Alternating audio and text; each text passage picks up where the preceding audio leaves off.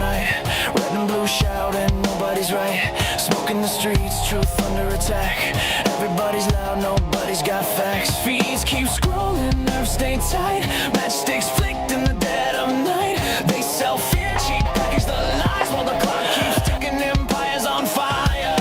Can't sit quiet while the world's on edge. Lines in the sand, standing on the ledge. No script, no leash, no polished choir. Just a voice in the dark and a spark to the wire. This is and I'll bring the fire. Gonna light it higher. No filter, no fear, I say it raw. Strike the match, let it burn through the fog. This is and I'll bring the fire. And I'll bring the fire. Everybody's selling truth like a brand. Buying opinions they don't understand. Talking in circles, screaming online. Keyboard courage, borrowed spines. Yeah, power plays dressed up as peace. Same old wolves with different teeth. But silence is loud when the house is burning. And the fuse is short, yeah, it's still learning. I don't dance for the left or the right. I stand in the heat, I stand in the fight. No strings, no chains, no manufactured choir. Just gasoline thoughts and an open lighter. This is and I'll bring the fire. Gonna light it higher. No filter, no fear, I say it raw. Strike the match, let it burn through the fog. This is and I'll bring the fire. And I'll bring the fire.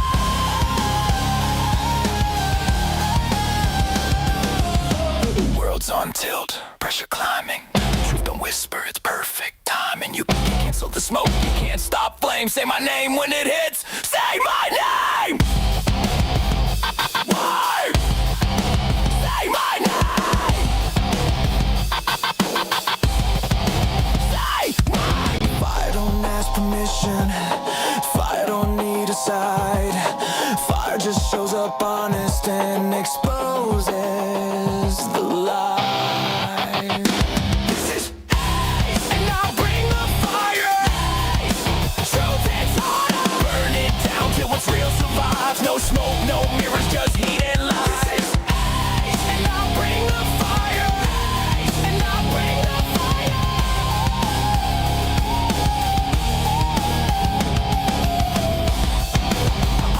America, fire. Strike it. Let it speak.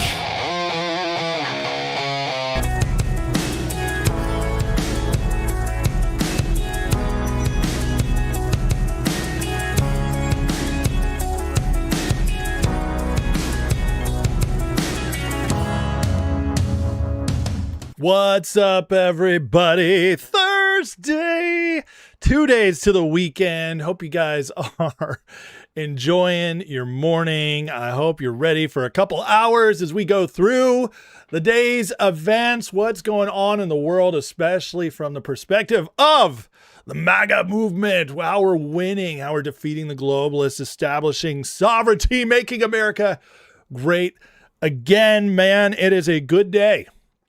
Lots coming out today. I got one sad story we'll talk about. It's not like bad, but it's a little sad for those of us who are fans of Miss Carolyn Leavitt. But it is what it is. People come and go, and we'll talk about that in a little bit. But we got massive news, more coming out on the arrest of SPLC CFO and what's going down with that as justice continues to spread through our country, despite the nothing's happening, people. I don't know. Why doesn't Trump just do what I want him to do? And then if he did this one thing, I'd say that maybe he's doing something, but I'd actually probably find an excuse for why it's not enough. Yeah, we know how that works. Yeah. Loser think, always loser think. It's very sad, but we are winning as justice spreads. We got big numbers on the economy today. Inflation is taming quickly, showing that push the other month just by oil prices alone was a major attack to get the Fed. There was an attack at the Fed to try to get them to hike rates and slow the economy, but we held it off as usual. We got midterm updates as well as a massive breakthrough in Texas, which we're going to talk about, as well as more updates on the Democrat implosion. And of course, we got a grifter report. Candace Owens. The news is so bad for Candace that she canceled her show yesterday. You sense a little bit of panic there. I think I do. And then worldwide, big changes coming to South America. Hegseth, Rubio announced the changes to our military, how we are making big moves worldwide, and et cetera, et cetera. So lots to cover today. I hope you're ready for it. It's going to be fun. It's going to be exciting, and it's going to be positive because that's what we do here. We're winning. Why would I not be positive? Why would I not be optimistic? No doomerism here, folks. No trolling. No retardation. No, we're just looking at the facts as they're actually happening. We're not projecting doom, because that, my friend, is loser think.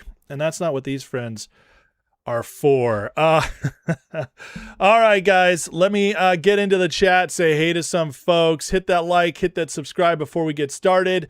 As always, you guys know the rules. Chat is the best community on YouTube, on Rumble. It is an amazing place to be, but one of the reasons is we kick out the trolls. No trolling, no being jerks, no bots. We kick them out, we get rid of them, and that frees up everybody else to have a wonderful time. So questions, comments, disagreements are welcome. Just be respectful and have fun. By the way, I'm already seeing no sound from some people today. This happened yesterday. Guys, I don't know what happens sometimes with YouTube and the sound on your apps, on your TVs. I don't understand it. I don't know why it cuts out sometime, but I'll tell you this. I monitor the sound over here, and 99% of the time, when the sound cuts off, it's just your browser. It's just your viewer, and all you got to do is refresh, and it'll fix it. Thank you for your attention to this matter. Moderators, you all ready to go? Watching the chat. I have a feeling we'll see a couple trolls today, as I'm going to be touching on some touchy subjects for the globalists. They don't like it. They don't like it when I do that, but we'll get into that in a second here. Let me do the shout outs, call out the peeps. We'll start on the rooms. We got Frankie Fran, Chrissy Katz, Maui Jimbo holding it down on Rumble. Here on the tubes, we have Bobby Girl Numero Uno, Cass Sink, Dabot Todd round out the top three. Ramona, Sebastian Chose, Threads, Foundation Preacher, J-Man True Seeker, Marco Sanchez, Leisha Couture, Case, Sasha Gray Fag, Nick Majors, Tammy Anderson, Beef Rockin' More, Jim Akin, Gen X Maga, Sonny Danielson, Cave Diver, K Shui, Taya Dai, Terry, Janice Bain, Kika, Golden Code, Kevin Tweedy, Jay Tyrus, Pat M, Damina Shun, and many, many more. Appreciate you guys. Sorry I can't get to all of you. I'd be here for a long time, but this is a great chat. Love you guys. The early bird gets the shout out. That's how it works. Here, Sebastian Chose asks, what's up with the fake bad conditions on a carrier on CNN? More fake news. Say we're leaving Iran. Listen, they're going to attack every angle they can, always. This is why I do my show. This is where narratives get busted, because we are inundated constantly from social media, from the news, the MSM, from our podcast networks, even on the right, constantly by nonsense. It is psyop after psyop. They control many of them. People have sold themselves out for money. Some were bad eggs the whole time, but it's always put a bunch of BS noise out there all the time, and there are very few people you can trust. But yes, every single aspect they can find that could be even slightly negative. If 1% of a story is negative, they will turn that 1% into the whole story. So on an aircraft carrier in Iran, is it possible that a toilet got stopped up? Yes. And then CNN will turn it into conditions are failing on the aircraft carrier. Morale is low in the military. That's what they do.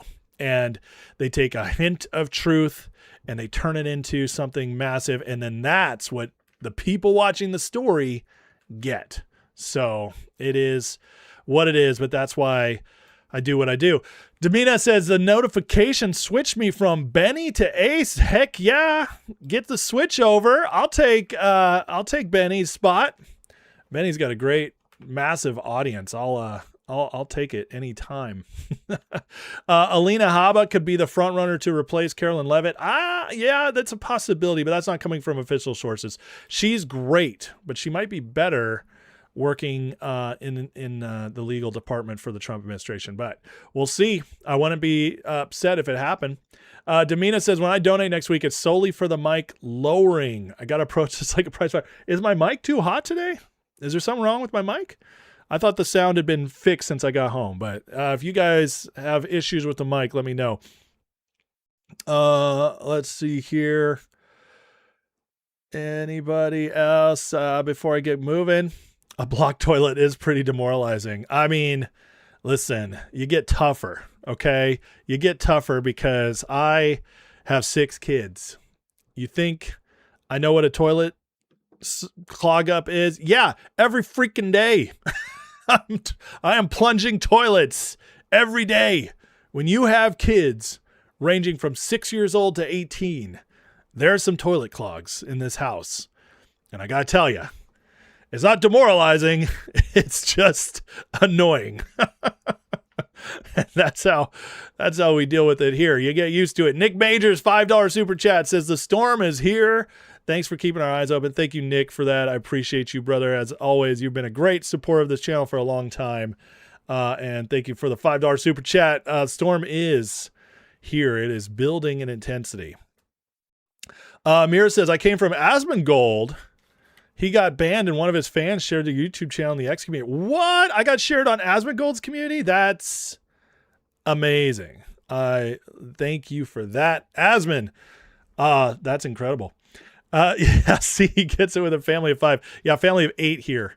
So that happens. Yeah, sorry. I know sometimes the videos I play are louder. Here's the deal with the videos I play. Okay. Sometimes I can't control their volume.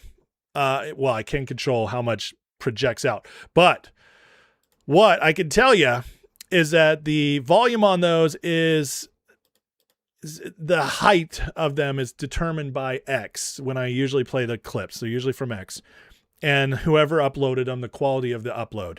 So for me, because I don't have the time to go through every interview and clip them, I don't have a team. I'm by myself here. I run this show completely by myself. So I don't have the time to go clip a bunch of interviews. So I rely on the X people who do it, which is great because X is amazing for that. But unfortunately, that means that their sound will be inconsistent. So sometimes, yes, a clip's going to come in like a roaring lion and I got to adjust on the fly. And sometimes it comes in really small. So the mic lowering means when the show starts, you approach the screen, a mic lowers from above and it's prize fighter time. Okay, I love that. Coming down, I go, let's get ready to rumble. That would be amazing. Okay, I'll take it. I'll take that. And I appreciate you clarifying that for me. That's wonderful. I can flush a racquetball with a Toto. Oh my God. How did we get here today, folks? How did we get here today? That's a fun. It's called Poop Deck for a reason. when your kid goes to someone else's house and clogs their toilet, that is terrible. Thankfully, usually people don't tell me that, but I remember clogging a friend's toilet once and it was horrible. Do more shorts. Guys, shorts take so much time to go through my clip. That means I have to go through my show, clip my shorts. Listen, one of the reasons I'm good at doing this right here and why I love it and why I'm able to show up every day without falling apart is because I know my limits. I know that I can find all the research I want, do all the, break it all down, put it out. I know. And then I have content in me. I can do a 3-hour stream. I can clip that into smaller portions. I can maybe fit an interview or two in, depending on the day. And then it's like, but shorts, it's like, in order to do shorts, I have to go into my videos and I have to find 5 to 30 second, 60-second clips that work, that make sense on their own. That is a ton of work. And I don't think the reward is worth it. I would rather grow slow and strong than burn myself out trying to grow fast. And that's all I'll stick to. So I'm not a fan of shorts anyways. I think shorts rot your brain. I don't really want to be a part of it. I'm part of helping that happen. So, but yes, it would bring some people in. Let's see here. Anything else to address before we get going? I hope everybody's got their toilets unclogged, and you clog your toilet with SPLC. Stayed home with my kids when they were little, set career back, but I wouldn't change it for anything. Wish I could stay home now. I mean, yeah, it's a beautiful thing, right? It's a beautiful thing is when you stay at a friend's house, know where their plunger is, go seeking for it, bring it in with you. That's what you do. So listen, before we get really into it, guys, in segments, I do want to, speaking of people that I love in this administration, let's do a little send off to Carolyn Leavitt because she deserves it. This woman might have been the greatest press secretary of all time, which is incredible considering she was like 27 when she started. What a talent stack there. I mean, just unbelievable stuff. The way she handled everything, reported the news, brought up no scandals on Carolyn Leavitt, no real mistakes in 18 months. Just brilliant. The woman would pray openly before going in. I mean, she just wore her faith on her sleeve. She is a legend, and she is now stepping down. And President Trump put this out there yesterday. You could, and just all the people chipping in, you could see how much this woman was loved. Says our wonderful White House press secretary and one of my most trusted aides, Carolyn Leavitt. What a shout out there. One of my most trusted aides. That's huge. Says we'll be departing her role at the end of the month so she can spend more time with her beautiful young children and family, a decision I understand, respect. Carolyn will now be one of my top outside advisors, influential voice within the Republican Party as we work to defy history and conclusively win the midterms. Carolyn has been a real leader in the White House, done a phenomenal job fighting for justice, liberty, and freedom since 2018. Including our historic reelection campaign of 2024. Carolyn's been one of the best White House press secretaries in the history in the office. You notice he said a couple interesting things here. Our reelection campaign in 2024? That's interesting. Technically wasn't a reelection since there was a pause in between, but whatever. Just again, what a bench we have. And also what an example to mothers, nationwide. Like this is one of the glamour jobs in politics, getting to speak at the podium to the press, usually have tons of attention. You're speaking for the president. It's one of the face forward, just big jobs you get. People, it's tough, but this is one that people want. This starts careers. And the fact that she's willing to step down, slow down her career for her family, that's what it's all about, folks. Sorry to tell you, the whole lie of, grind your 20s and 30s and then maybe stop to have a family. You got to make $1 million a year before you have a family. That's all nonsense. I'll say it as somebody who did it myself. Have the family young, work hard, grow together, and, have that energy for the kids. And then you can have grandkids and great grandkids. That, it's, I'm one of the reasons I am successful and getting, and growing in my work is that I had a family young because that gave me incentive to push harder. So, this is what we don't tell our people nowadays. It's all about career first. And I gotta say, folks, career without kids, what the hell does it matter? Honestly, I'm not saying you can't have impact on a few people, but if you want to have the greatest impact in the world, have kids, raise them. Give them your life. Find a great husband or wife, stay married, fight for your marriage, and then have kids, have babies, repopulate the earth, have that influence spread, love on your grandkids, and then you have a legacy. And then when you die, you're not alone. It's the best thing possibly. And this is an amazing choice by her, an amazing example. And I could not be happier for her and be more proud of just us having real people with real values back in the White House. It is the best. And it's one of these things I tell you guys over and over again. So many people focus on all the little things that, just need to happen, haven't happened, and then they doom over it. And they think it's all about politics or it's all about legal stuff or all about justice or all about war. They have their lanes and they think those are the greatest, most important things. But no, it's not. Culture is the way you change a society long lasting. It always starts with culture. And we have one of the reasons I am so positive about the future, so excited about the future, is because we have an administration that has started a movement and leading a movement that is culture shifting. It is the most pro-family, pro-God, pro-hard work administration we have had maybe ever, at least since the 1800s. It's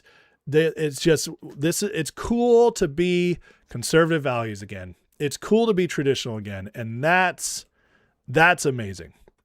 That's amazing and good for them. Levitt left us with this. Serving as the White House press secretary over the past year and a half has been the honor and adventure of a lifetime. I'm incredibly grateful for granting me so many extraordinary opportunities, flying over the world, meeting foreign leaders, et cetera, et cetera. Most of all, I'm thankful to the president for entrusting me with the distinct privilege of speaking on his behalf at the White House. I've spoken with great pride about the historic accomplishments of this administration, relished holding the liberal media accountable. She's so good. Always getting that in. Sharing the American people hear the truth about his success. And then here's just the good stuff. Being a mother and welcoming a new baby while working in one of the most demanding jobs in the world has been the most rewarding yet challenging season of my life, to say the least. Truth is, since returning to the White House after the birth of my daughter, I felt in my heart I cannot be the best mom my two young children deserve while devoting the constant time, energy, and attention required. That's why I've ultimately made this bittersweet decision to depart and embark on a new chapter in my life. Good for her. So stinking good.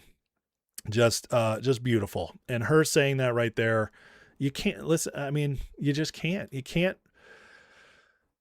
You have your whole life to have a career. You only have about 20, 25 years to really raise kids. And people just don't think about that anymore.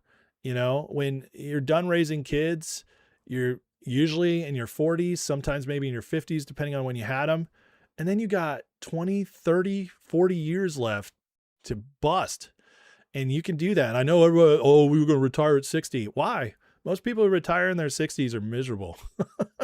And I'm not saying maybe they left a crap job so they're happy, but a lot of them you stop working, you die. That's the truth of a lot of it. I'm not saying it shouldn't get easier, all that, but I don't plan on ever retiring. I'll retire from certain work, but you only get a certain aspect of life to raise kids, to have the best part of your life happen. And then the career is next. Career is never better than having kids anyways. Never, ever, ever. It's just not. And so thank God these people are making these choices. I love it. Here's a little bit on this shift real quick.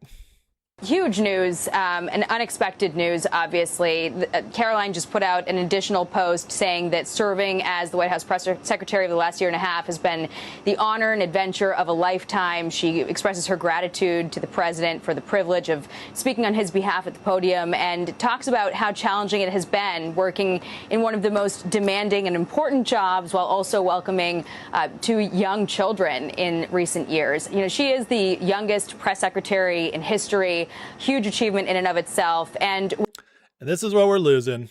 Just a great reminder of how good she was. Here's a Carolyn Levitt clip so that we can all say goodbye to her, remembering just how great she was. The legend, Carolyn Levitt. Earlier, you were just defending ICE agents generally, and earlier on, Secretary Nolan spoke to the media, and she said, among other things, that they are doing everything correctly. 32 people died in ICE custody last year. 170 U.S. citizens were detained by ICE, and Renee Good was shot in the head and killed by an ICE agent. How does that equate to them doing everything correctly? Why was Renee Good unfortunately and tragically killed? Are you asking me my opinion?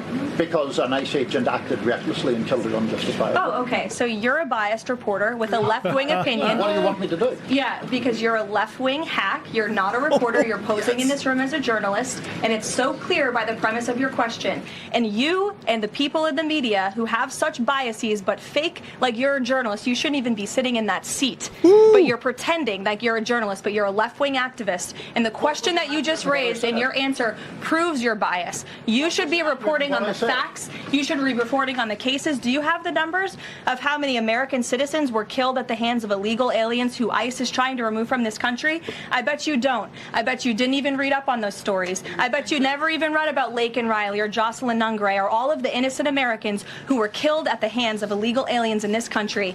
And the brave men and women of ICE are doing everything in their power to remove those heinous individuals and make our communities safer. And shame on people like you in the media who have a crooked view and have a biased view and pretend like you're a real honest journalist.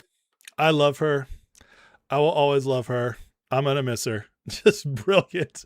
Oh, well, let's hope that the next person's even 70% as good, because, you know, it's going to be tough. Andrew Thompson with a $10 super chat says, Carolyn did not need no stinking, she did not need no stinking 3-ring binder at the press conferences. No, she didn't.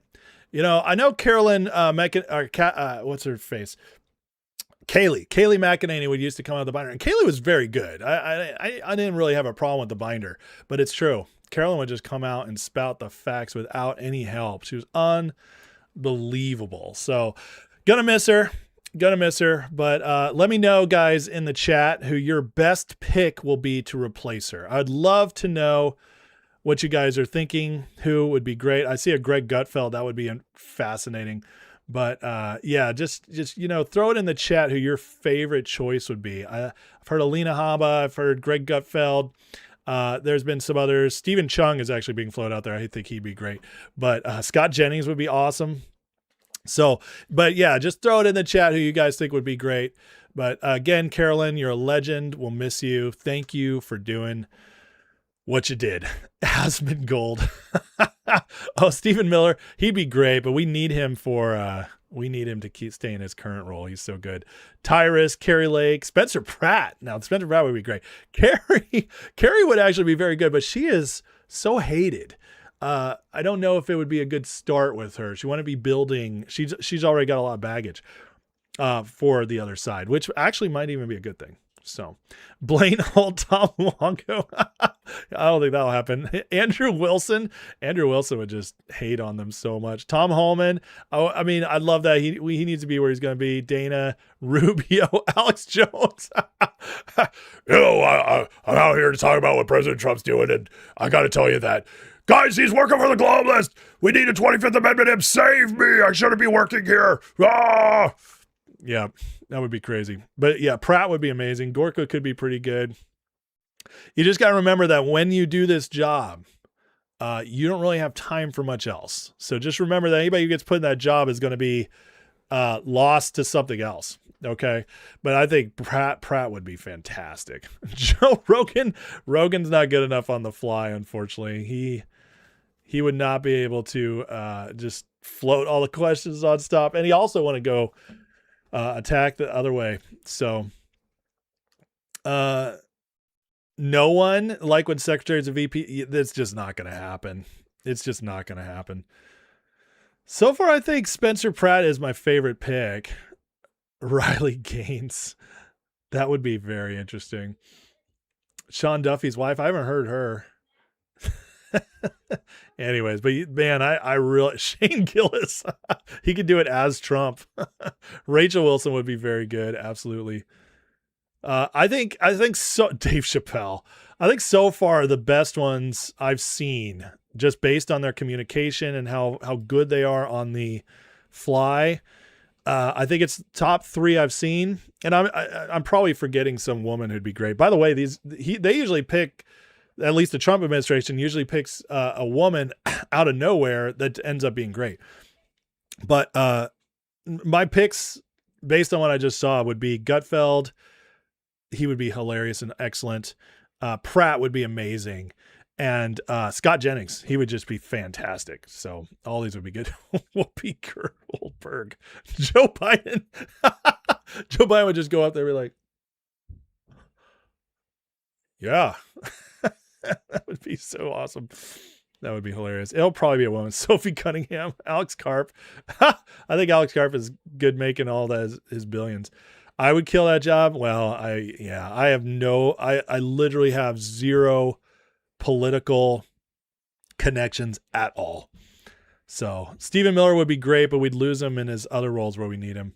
So anyways, is Gutfeld not good on the fly? Okay. I guess I don't watch him enough. Gates would be interesting. Yeah. All right. Well, you guys keep throwing them in there. We are going to keep moving. We got a lot to talk about here. Let's see if anybody on Rumble chimed in. Doesn't look like it. So Cheryl Hines would be interesting. Tucker Carlson, Dylan Mulvaney. Oh my God. That would be so funny. Nicki Minaj. My God, you guys are so funny. You guys are cracking me up. Okay. Well, let's get into, where we're winning. Actually, I'm going to throw a poll in real quick. Was Carolyn Leave It the best to ever do it? Simply the best. Simply the best. Natalie Winters would be pretty good. I'm a little worried about her connections to Bannon, though. Dylan Mulvaney one is hilarious. Kat Timpf is a little too libertarian. She would not be able to defend Trump. You got to remember, and I know some of you guys are just being funny, but for everybody being serious, they have to be somebody who's like very loyal. Okay. And that's tough. It's got to be very loyal. So Kid Rock. Oh my God. He just got up there every time that plays ball with the Bob behind him as he walks up to the podium. And then he walks up every day. He's just like, my name is Kid. And it's like, Kid, press secretary. That would be hilarious. Oh man, you guys make me laugh. Those are great choices. Yeah, if they asked Hannity to do it, he wouldn't even ask questions. He would just talk. He'd ask a question, then he'd answer it. So, yeah, Emerald. Oh no, don't get me started, Emerald Robinson. Oh, so yeah, there, Freitas, some good ones, man. Sylvester Stallone. Oh man, now that would be super funny. Oh yeah, I just when we went to Iran, I just it was tough, and they hit us and we hit back. You know what I'm saying? And I just yeah. Well, what? How am I so big at 75? It's the steroids. It's the steroids. But you know what? I know how to take them healthy. And what are we talking about again? Iran. Okay, yeah. So Iran was a tough one, but we're winning. And I talked to the president this morning as we arm wrestled. And yeah, that would be hilarious. That would be absolutely hilarious. Matt Morse. You guys still going on? I love it. Dante Jar $2 super chat says Alina Habba. There's a lot of people pushing for that. Alina Habba would be great. She would really be good. Candace Owens. Could you imagine Candace up there? And another anecdote. Schwarzenegger. Could you imagine Schwarzenegger taking questions? Get to the chopper! When I told the president he needed to get out of the Air Force One before they would come on down. They were going to come on down and there was going to be an explosion. The Iranians were trying to take him out. And I said, Mr. Trump, get to the chopper! Get out of there! Get out of there! And then what did you say? I love America. That would just be amazing. That would be amazing. Oh man. I don't even know how we get into the show anymore, folks. You guys have taken it off so we've gone so far off course here. So far off course. John, then, as I take your last question, just remember, if you have more questions for me next time, I'll be back. Oh man, that'd be so funny. Chio Sav says Caitlin Collins will get to see her twin sister Dylan Mulvaney every day at the press briefing. Yeah. Just have her go up there with have Dylan go up there with some empty Bud Light cans. It'd be so funny. You know what I can do, Arnold? It's because I'm Austrian. Okay. So Arnold's in my blood. In fact, my father was born in the same hospital as Arnold Schwarzenegger in the same month. That, so I'm practically related to Arnold. I practically am. Yeah. What I said in COVID, I said, screw your freedoms, wear the damn mask, man, because if you do it, you might stop the spread. On Fauci, ouchie, he tried to help the people, but now as it's coming out, I'm just finding out he's a terrible person. I'm not happy about it. But, I will have to take Fauci out there and break him in half and say, Fauci, how about that? How about that pump you up? Okay, we got to move on. This is terrible. We are ruining my whole show. Anyways, you guys started it. It's your fault. So, I'm mad at you. No, I'm not. This is fun. This is super fun. Rum Dog's related to Arnold. Of course you are. Cause you are, Rum Dog. I remember when we were out there. We went to the beach and we had the Malibu rum. It was delicious. I prefer Captain Morgan, but the Coke was good. The rum and Cokes were good with Rum Dog. Okay. Seriously, gotta move on here. You guys kill me. Whew. All right. If you guys are having fun today, hit that like and subscribe as I've completely lost everything, fallen off course. But we're gonna bring it back. We got a lot to talk about, but just so you know, we can always have fun on this show. Fun is a big part of the show, and we gotta be laughing. We gotta have fun. We're winning. Positivity, optimism, joy. The joy of the Lord is our strength. We get joyful and then we win, right? That's, like Trump said yesterday, I don't worry about anything. I can't do Trump. I can kind of get his inflections, but I can't get his voice down. But he's like, I don't worry about anything. It all works out in the end. That's a very actual biblical belief system. That's what that is. And so, that's how you have joy. You give your worries up, give them to God, and we move forward and we focus on what we can affect and we win. And that's how we're going to do it. So anyways, thank you guys for being patient with me as we got completely off track.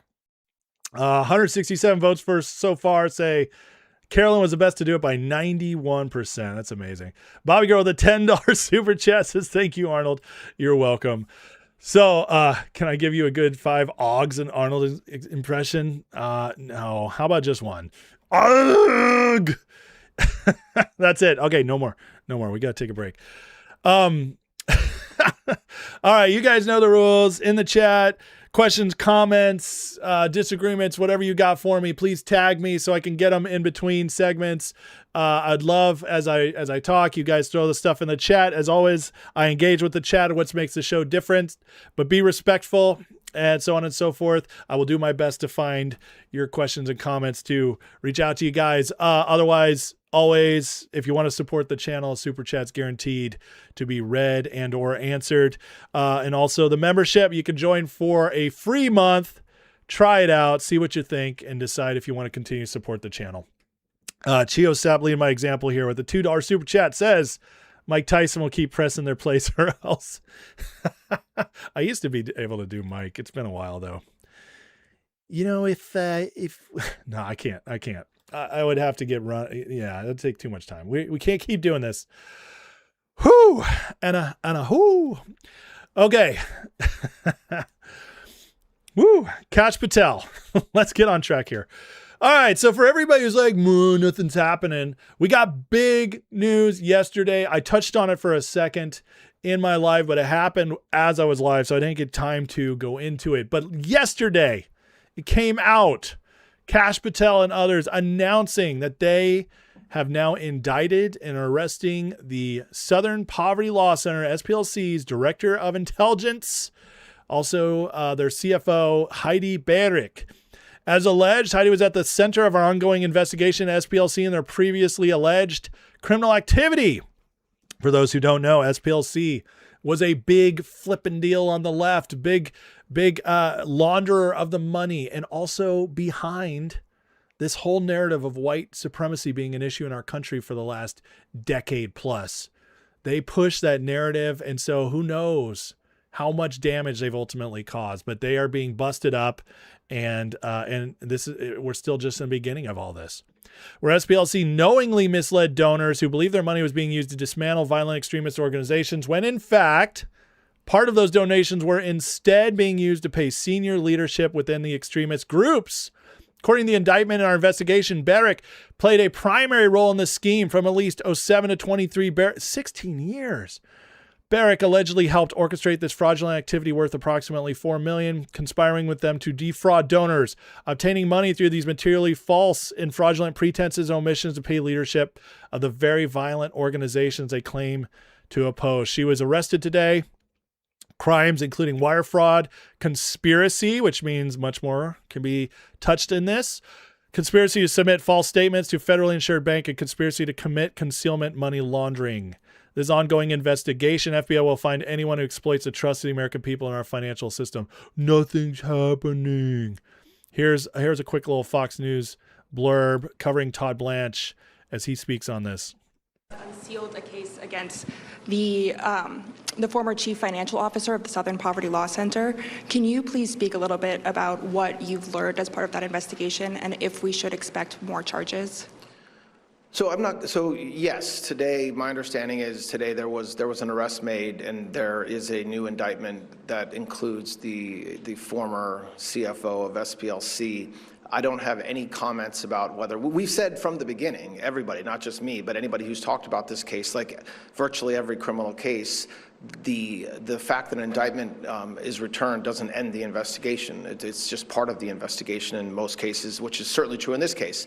I think as alleged in the indictment, this individual participated in the scheme as alleged. I believe she was part of the effort to open bank accounts in completely fictitious companies' names and make payments to individuals for reasons that were not that were not accurate as described. But I don't have. I think the indictment was unsealed this morning. I believe it was unsealed this morning. I think the arrest was this morning. I don't have anything to say beyond that, except to say that this is exactly what we said would happen in a case like this, which is that our investigators and the U.S. attorneys and the agents working the case can keep on working it even after the initial indictment. I think that's an important little quote he had there, saying this is exactly what he said would happen. In other words, hey guys, we could take them at their word. This is moving forward. Things are happening. Arrests are being made. And for everybody is like, oh, I want a big name. What about Bill Gates? What about Fauci? What about blah, blah, blah, blah? What about Obama? It's exhausting because you have to understand SPLC is a big deal. A lot of the really big deals, a lot of the worst perpetrators of fraud, abuse, corruption in our country were not big names. They were operating behind the scenes, but they were also operating in organizations that were lauded as great groups for left-wing social justice, blah, blah, blah, blah, all this crazy stuff. And they were actually fraudulent the whole time. Kash Patel has a nice little clip right here talking about this. Money doesn't lie. The charity that supposedly fought the Klan funded the Klan. The charity that supposedly fought neo-Nazis funded neo-Nazis. The Southern Poverty Law Center ran a methodical, calculated scheme to defraud their donor base of $3 million and lied to them and used an illicit banking structure system to create shell companies to hide their money and who it was being sent to, specifically for the reason to sow discord and hate into our society. This is the ultimate definition of hypocrisy. And if you look at the indictment produced by the Department of Justice and the FBI, you will see that these banking institutions tie directly the funding mechanisms in which the Southern Poverty Law Center used to fund at least 8 hate groups they supposedly wanted to take out, but they were paying the very villains of our society they supposedly wanted to protect us from. That's the ultimate hypocrisy. Money doesn't... corporations or organizations spreading hate. They were being paid for by SPLC to keep moving along when SPLC was accepting money to stop them. This is crazy. This is, and by the way, this is exactly the whole City of London financial network, how they work. Shadow banking, create shadow companies, launder that money, spread it all around. This is exactly how they operate, how the globalist system, the EU, the City of London system works. This is how the deep state operates. The thing we're learning in the second term is how much of this is all about money, and how much of it is all about how the money traveled, how it was abused, how it was funneled around. This is incredible stuff as it keeps coming out more and more. Now, we got the indictment here. SPLC CFO Heidi, she dated and lived with a neo-Nazi and used donor funds laundered through a fake company to enrich them both. She created fake companies to launder donor money to hate groups and structured transactions to avoid oversight. Yeah, the woman leading the organization against, or at least running their finances of the organization of against white supremacy, was dating one, sleeping with one. This is my guy, the neo-Nazi, while I'm earning money to stop him. This is nuts. You can't make this stuff up. You'd make this into a movie. People wouldn't believe it. That's too unrealistic. Nope. This is the Democratic Party. This is the globalist structure. This is what they want. To ruin our lives, enriching themselves. Well, actually, I mean, this is the ultimate example of deflection. Saying we're stopping something when it's actually us the whole time. As Nancy Pelosi once said, politics is about deflection.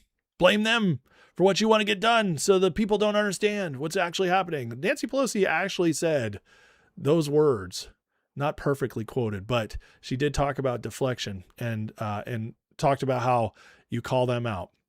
Here is an example of who just got arrested. Yeah, we were set up about 2 years ago to tackle the increasing transnational nature of white supremacism. So we're tracking groups across borders that share ideologies and that have led to violence in multiple occasions. We also study the impact of American hate groups that export extremism of various forms, bigotry, racism into other countries. Yeah, we were... Bigotry, racism, while dating a neo-Nazi. Are you serious right now? Interestingly enough, her being one of the big arrests coming out of this early on is the CFO. Means they're looking at the money trail immediately. So huge things here. This is a big deal because this is going to unlock all sorts of connections to NGOs. It's going to end the whole white supremacist push that's been going out there. Hopefully get our country back on the road to ending this whole racial division that's been being pushed since the Obama years. This is how you heal over time. These were the perpetrators behind it. This was the main funnel of that. Getting us all to fight and hate each other over race. They're the main perpetrators of it while sleeping with Nazis. Again, you just can't make this stuff up, but this is a big deal. And it just continues our road of exposure that leads to justice. And here's another aspect of it. Ron Johnson, Senate, more coming out on Fauci, which is, again, another major area where we need to uncover, expose all of it in order to get justice. But here's Ron on the Fauci texts. We just got his phone late last week. We were able to download that into searchable forms, and then my staff started looking at some key dates, and they pulled this needle out of the haystack, which I thought we better get into the public realm as soon as possible because it impacts public health. It impacts informed consent. If I'm a woman who's about to get pregnant or pregnant, I'd want to know that Anthony Fauci apparently had knowledge. I've never seen this. I've covered this or watched this very closely. I never knew that they had information that you had higher cytokine storms after the second dose. brand new information to me. And of course, with fever, that could impact, theoretically, miscarriages in the first trimester. Now, he's talking about this a little more than a month after the emergency use authorization. Vegas is already being deluged with adverse events, which they're all ignoring.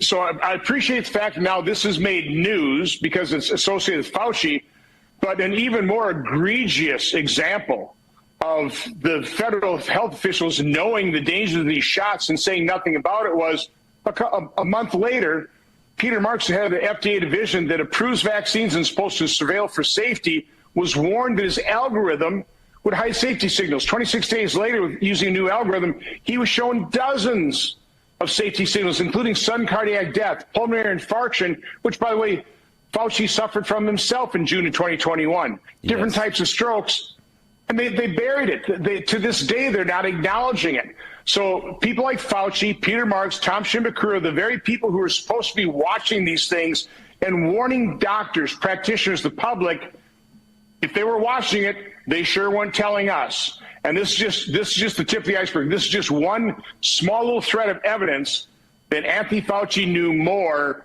and he did not carry out his responsibility of warning the American public about what he knew, what he feared, what he was hypothesizing. More continues to come out as they go through that phone, and we're going to get more and more phone records out. But he did try to get ahead of it. Fauci apparently deleted a lot of his contacts before turning in his phone back to the federal government, and maybe up to 35,000 messages, which, there's always a digital imprint.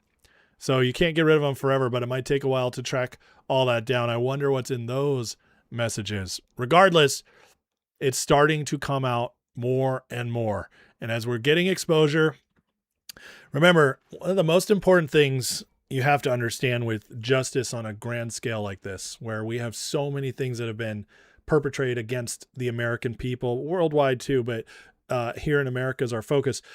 So many things, fraud, corruption perpetrated against us, crimes against humanity.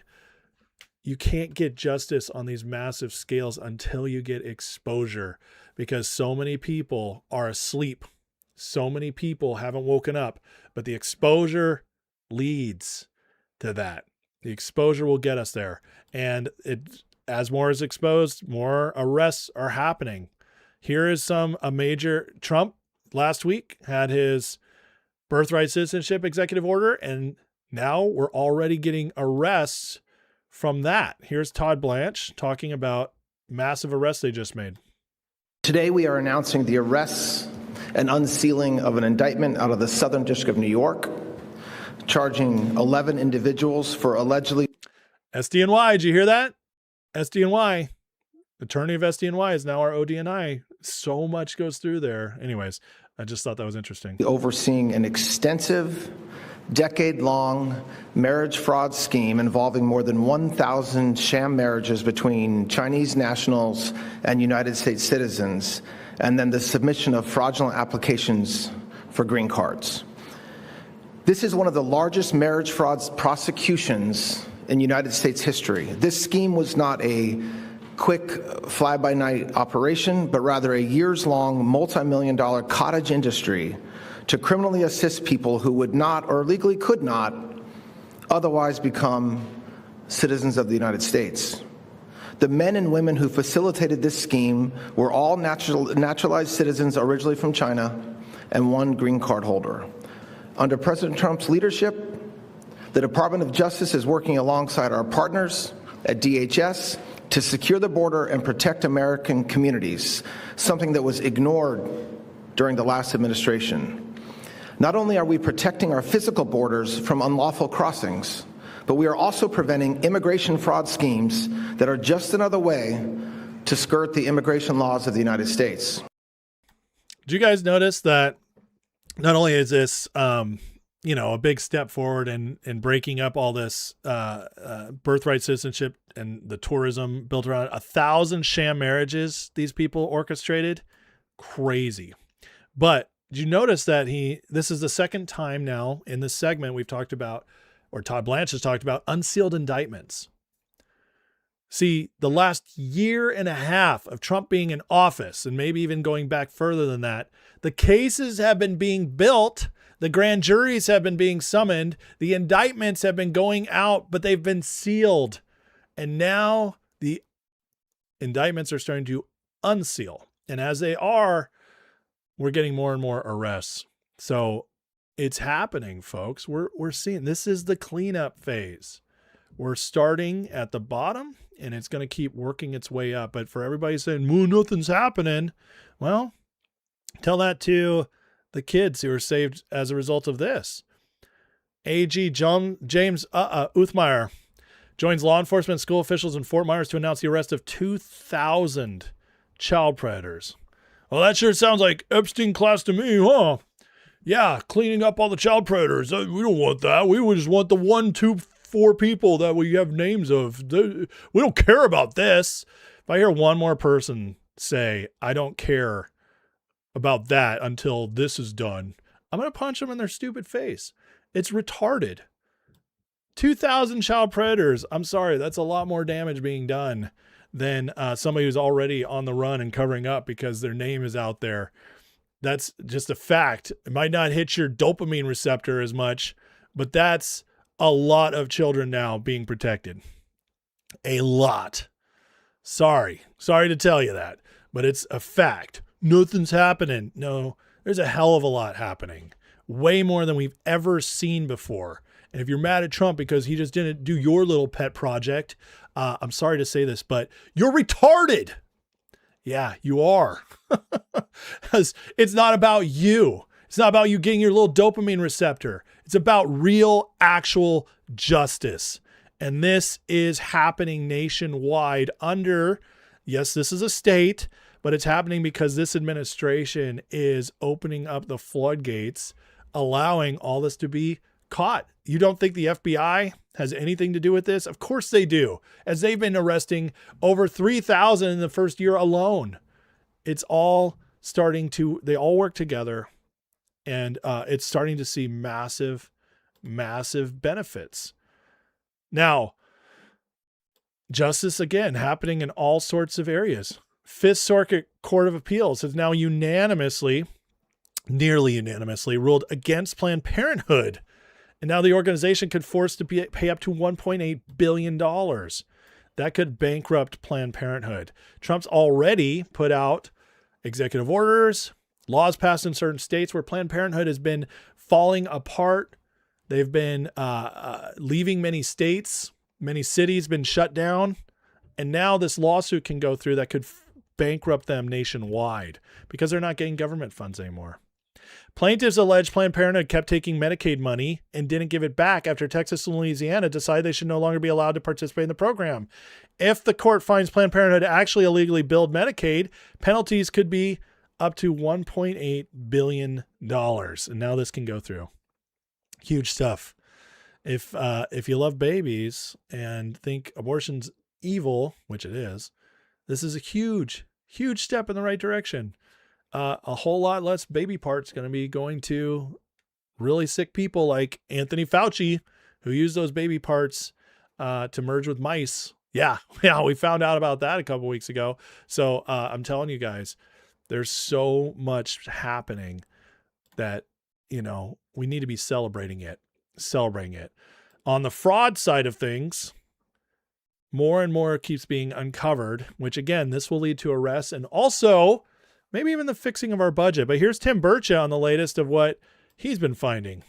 I think we're too complacent sometimes. I think we need to start tooting our own horn just a little bit because the president has given us some great things. And J.D. Vance, of course, with his taking over of the DOJ efforts. I chair the DOJ committee, as you know, and we can't seem to get out of our own way and do things like codifying the president's executive orders. My gosh, those are some really popular things.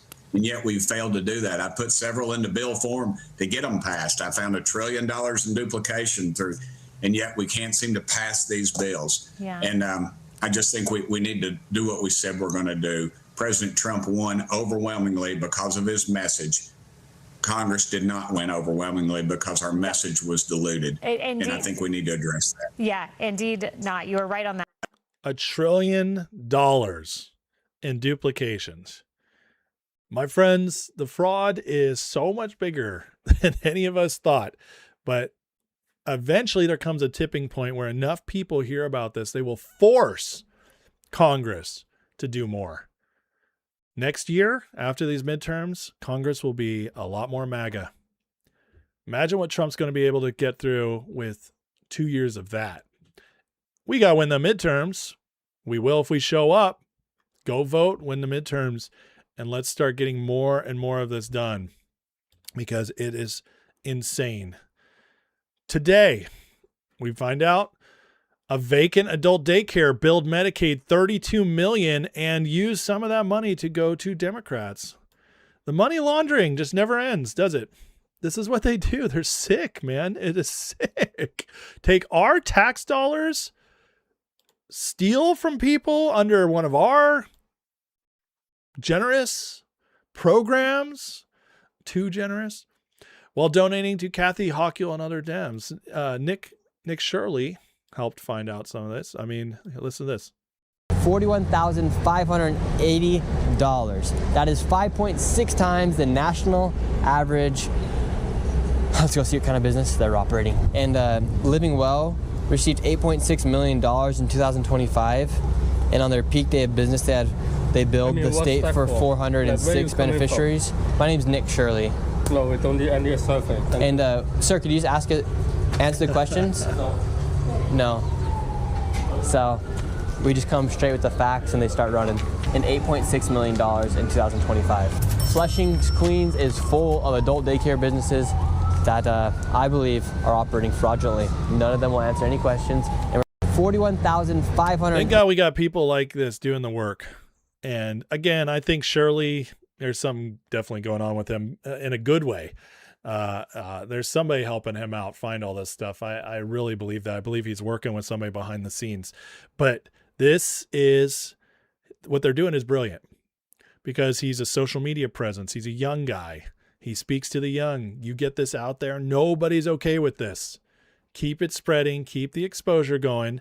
And we're going to see big windfalls from this down the road. The Democrats can't hide from this forever.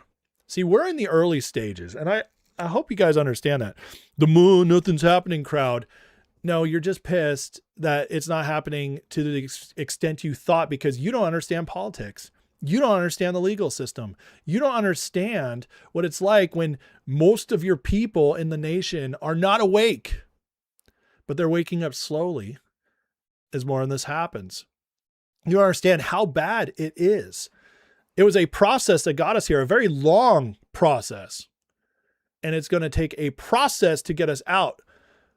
I'm sorry, but Trump didn't come into office in January 2020 or 2024 with the 6 infinity stones so he could snap his fingers and say, half gone, corruption gone. That's not how it works. Sorry, you've been watching one too many comic book movies. That's not what we do. That's not how we win. We win by being more dogged than they are, by persevering more than they are, by working harder than they do. Because they worked really hard to get to this point. They did it for years and years and years while we were busy hanging out with our kids, watching Netflix, playing sports. Not necessarily bad things, but we didn't want to get our hands dirty. We didn't want to do the hard work. Too many Americans were content thinking that if they vote once every 2 years, once every 4 years, that's all they need to do. But that's not how the commies think. They went and they infiltrated every aspect of our government and used it to make themselves more and more powerful and erode our rights and steal from us for decades and decades and decades. And you think it's going to be easy to get it back? You think Trump is God and could just snap his fingers and it'll all be better in a second? No. Again, that's retarded. There's not a better word for it. It's simply retarded. Accept the facts that it's hard and do the work. And I don't want to hear from anybody who's sitting on their couch complaining. If you're sitting on your couch complaining, you don't get a say. You think you do. You think your posts on X matter. No. do the work. That's only people I'm going to listen to. People actually trying to do the work. Now, again, good things happening. This is justice in another form. How about getting money to the people that actually deserve it? Listen to this. Homeless person there is $7,500 versus the cost of government $185,000. So utilizing the private sector seems like the answer, but RFK said that the Biden administration banned money from HUD going to faith-based organizations.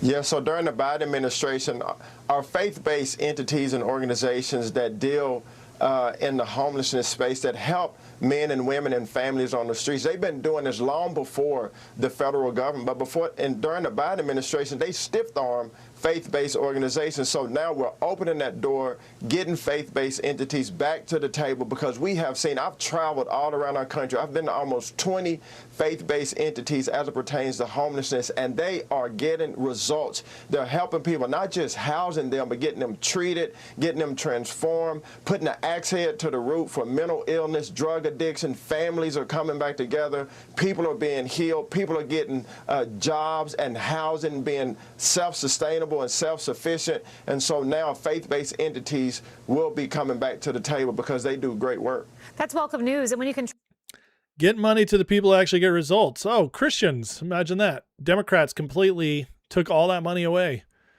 But Scott Turner's restoring the HUD money going to the faith-based organizations. And, you know, they're not 100% perfect.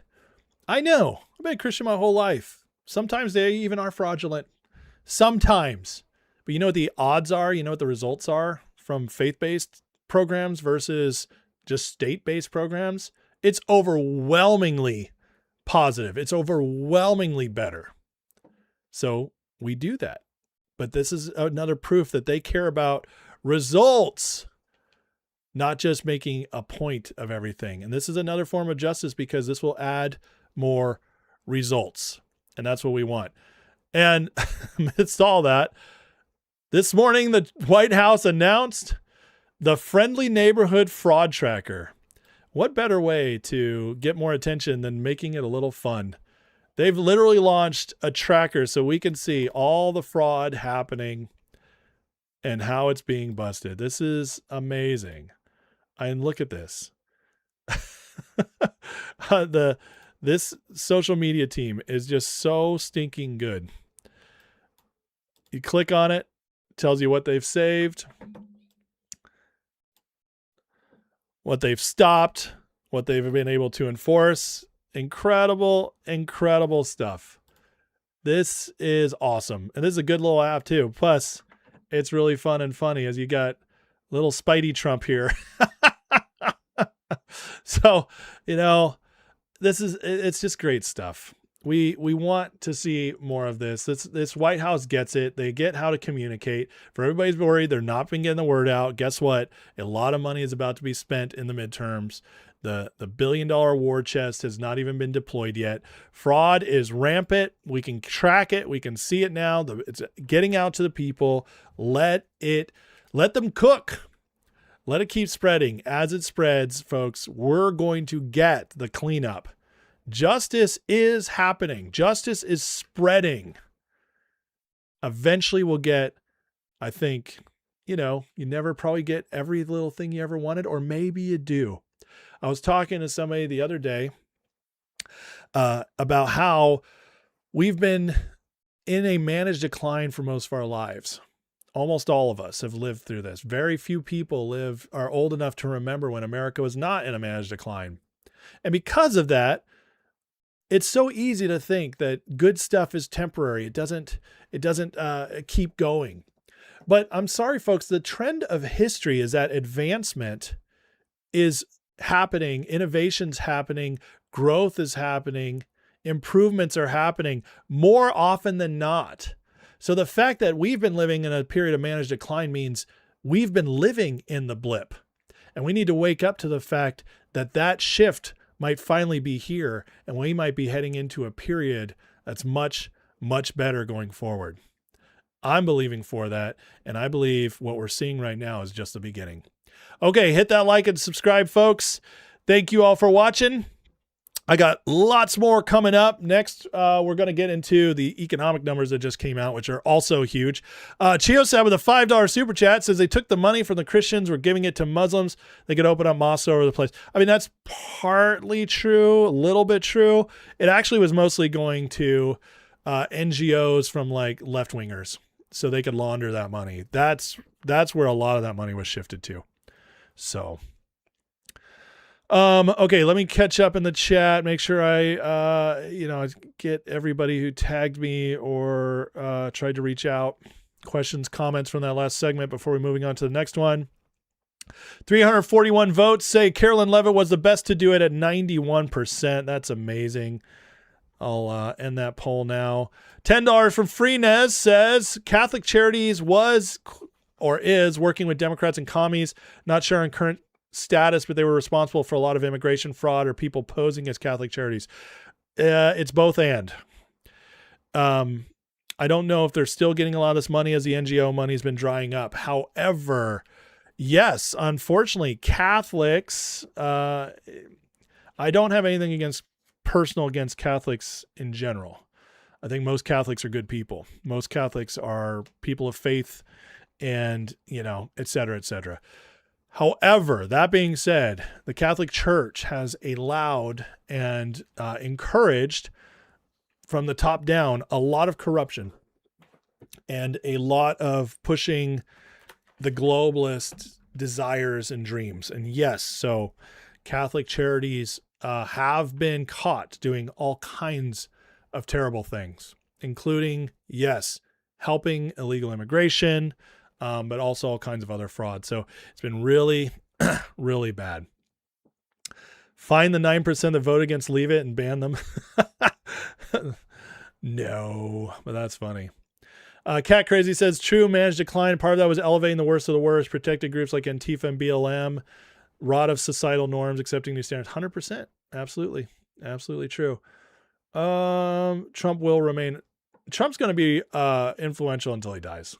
That's for sure. I mean, once he leaves the White House, he'll still be in charge of, the Board of Peace and stuff like that. Okay. Did I miss anything else? I don't think so right now. Again, guys, if you're trying to reach me, if you want to directly talk to me, get a comment across, ask a question, please tag me so I can find it, or super chat so I can definitely guarantee it'll be read. But if you want to support the channel. But I got to keep moving because we got a lot to get to still. You guys had me doing Arnold impressions for so long that we're running a little behind. Don't worry, it was fun. It was worth it. It was worth it. When I did the Arnold impressions, it was so fun. We had such a good time. Damien Ishun has a question. We'll throw it in there before we move on because we got stuff to get to here. MAGA's grassroots. Absolutely. Biggest and most powerful political movement in history today. 100% agree. 100% agree. Dyfun says 13 bloodline families, European papal, black nobility, Vatican, City of London, Saturnalian Brotherhood, Knights of Malta, Skull Bones, Draco, Devil, Biblical. I mean, listen, we've been dealing with people, this one world government system. It's a principality spirit, has been since the beginning of time. It's the demonic spirit. It's the demonic system of government. And they've been pushing it forever. So it's not new. And once it's gone this time, it'll still be around somewhere. They'll try to come back. Although I'll tell you, the more we beat it back with technology, the harder it is for them to come back. Damina Shun says, has anyone ever wondered why Ghislaine Maxwell claimed citizen of Terramar? I mean, we could go down that rabbit hole. There's a lot there. Some of it's speculation, some of them just wanting crazy stuff. But yeah, there's something, I can't go into all of that right now. It's a lot to talk about. So, okay, let's get into it, shall we? So, we just talked about fraud But there's another area where the Trump administration is starting to show big wins coming. Folks, the more the numbers come in, the more likely an economic boom is on the horizon, because we are seeing the beginnings of very good things. And today was another example of that, as the PPI inflation numbers came in much lower than expected again. 0% month over month. That's massive. These are the producer price index. Expectations were 0.2%. PPI core, 0.2% month over month. Expectations, 3%. PPI year over year came in 0.2% lower. Core year over year was a little higher, but that's obviously slowing right here, the month over month. This tells you that the Trump policies are working. They are ending inflation despite gas prices. This is a big deal. Here's a little from CNBC. Number, final demand month over month expected up 0.2, comes in lower. Only goose egg 0. That would be the highest rate of inflation, because last month was negative since it was up 0.6 in May. So better than expected there. And as I said, minus 0.3 last month now becomes minus 0.1. Let's strip out food and energy. Comes out up 0.2, 0.1 lighter than expectation. Strip out food, energy, and trade. This one's a little warmer. We were expecting up 0.3. It comes up 0.4. That would be the highest since it was up 0.8 in May. Now let's find number. Overall, very good. Energy still is one of the main drivers of this, but as the gas prices stabilize, the inflation is going down, which tells you that was mostly what was propping it up. Now here is a little bit more. One of the things I also find that I like about this report is it's always going to be the case when you see any kind of price report that some things come in above the average, some things come below the average. That's just how averages work. You know that. But if you look at some of the things that came in below the average, which basically means their price fell, they're attributable to specific Trump administration policies. Beef prices fell. The president put out an executive order in February specifically to address beef prices. Auto insurance fell a lot after skyrocketing during the previous administration. Again, this has been a priority of this administration. The big one, prescription drug prices fell. Right. And that is a specific target of the Trump administration. I was hoping you'd get to that. That's right. I have minus 0.8. Last 3 months has fallen. The prescription drugs have fallen 5 of the last 6 months, Chris. And that's the first time that this has happened. And I think it can be directly pointed to what the drug companies used to do was sell prescription drugs to people in France for much less than they were selling them to in the United States. So prices are falling as inflation's stabilizing. And then there's this, which is fascinating because this is something I've been saying many, many times. And people complain to me whenever I cover the economy. It's like, well, prices haven't changed for me. It's still expensive here. And I'm like, well, where do you live? Because yes, they're still elevated everywhere. We're still recovering. However, in red states, we're recovering much, much faster. So if you're mad and you live in a blue state, blame your governor. Blame your legislature. Don't blame Trump, because Trump's policies are working. Look at this. Joe Pollack puts out, there are 2 really amazing facts about today's CPI. Blue Democrat metros have much higher inflation than red ones. So they're even pushing up the whole price, the whole numbers in general. Prescription drug prices have fallen for 7 months, longest such decline since 1947. Here's the inflation data. Democrat cities have higher inflation, hence socialist rebellions. Democrats and socialist policies all make things worse. Think Mamdani freezing rents or LA taxing mansions. Look at the difference here. That's a big gap, folks. Blue versus red. Big gap. Turns out Republicans know how to run an economy and Democrats don't. Or they do, but they're more concerned about control, centralization, because they are evil retards. Not all Democrats, just the ones in control. But this is more proof of it. They don't care about what's best for you. But they'll keep taking your tax dollars and giving freebies to those who will vote for them to keep this going. Here's the data on the fall in prescription drug prices. Oh, those are only one of the most important things to especially elderly. 7-month decline for first time on record. Massive achievement by Trump. You haven't heard about it. While Bernie Sanders and El Sayed promised to raise taxes, do something Trump already did. Yeah, without raising our taxes. In fact, he did it while cutting our taxes. Interesting. Again, folks, the red policies work. If you are complaining about affordability and you are thinking about voting Democrat, you're an idiot. Because they do not make anything cheaper ever. All they ever do is take more tax dollars and give freebies to those who, most of them don't deserve it. And most of them aren't in a place where they should even be considered getting those freebies. Work for it. Red states, meanwhile, low taxes, lower regulations. Oh, and they tend to also have lower housing, lower food prices, lower gas prices. Great. It's great to live in red. Great to live in a red state versus the blue states. So if you're in a blue state, be smart. Know who your real enemy is if you need things cheaper. It's not the Republican who all your moron friends keep voting against. Sorry, just a fact. Most inflationary component of the PPI was the stock market. Now, this is interesting.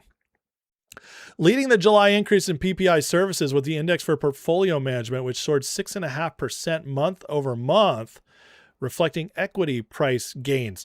So the main driver of PPI, this inflation metric of the last month, was actually the reason it's even up at all is because assets are going up. What? So it's good inflation? That's a crazy thought. Wow. Amazing what happens when you actually look into the numbers. Now, here's an example where inflation tells a different story. Right now, inflation, even with it going down, by the way, look at these numbers going down. This is USA and Mexico. Both going down. Mexico's is going down faster. Why? Because their economy is tanking. Why is their economy tanking? Probably because they're no longer getting that USAID money. The cartels are being broken up. A lot of that money, that Mexico fake money that they were getting from us, is going down. This is the first time in recent history inflation's higher in the US than Mexico. What's changing? It's a good sign. So if you hear that fake news come out and be like, Mexico's actually got a lower inflation number than us because socialism works. No, it's our funding them is being pulled back and they're tanking. Their economy is tanking. It's amazing what inflation numbers can tell you, isn't it? When you actually think about it. Now, while inflation is cratering, manufacturing is booming. Ford just announced a manufacturing expansion that's going to bring thousands and thousands of jobs back. Let's hope. Let's hope they hold to this. But the signs are very good. In fact, the manufacturing boom is here. Factories, energy, chips, and medicine are coming home. Manufacturing has expanded 7 straight months, while factory construction jobs are growing 10 times faster than a year ago. Guys, we are heading in the right direction. It might not be as fast as you wanted it to. You might live in a blue state and you're struggling, but it's coming because this is the kind of thing that keeps spreading. And since our federal government's stronger than the state governments, they can only hold it back for so long. Otherwise, they risk their people leaving at faster rates than they already have to the red states. Things are increasing quickly. Trump changed the cost of doing business. Tariffs punish offshoring. Deregulation clears the path. American energy powers the build out. Foreign money now comes here to build instead of stripping America from overseas. This is a sovereign stack becoming steel, concrete, and skilled American jobs. We're rebuilding the industrial backbone they spent decades dismantling. Once America controls what it needs to survive, they lose the power to hold us hostage. Abso-friggin-lutely. Thank you, Carolyn Levitt, for spreading the news. It's massive. We are, guys, we're at the beginning. When you count what Trump's policies are already doing, which is the inflation is stabilizing and it will go down once energy prices go down from, and by the way, that's inevitable because once the Iran situation stabilizes, energy is going to plummet because there's already more oil being pumped than ever before in history, especially from us. We are now the leader in energy in the world, natural gas and oil. You factor that in, you factor all the manufacturing coming back, the deregulations, the lower taxes, especially for businesses, wages already going up. Everything is pointing to economic boom.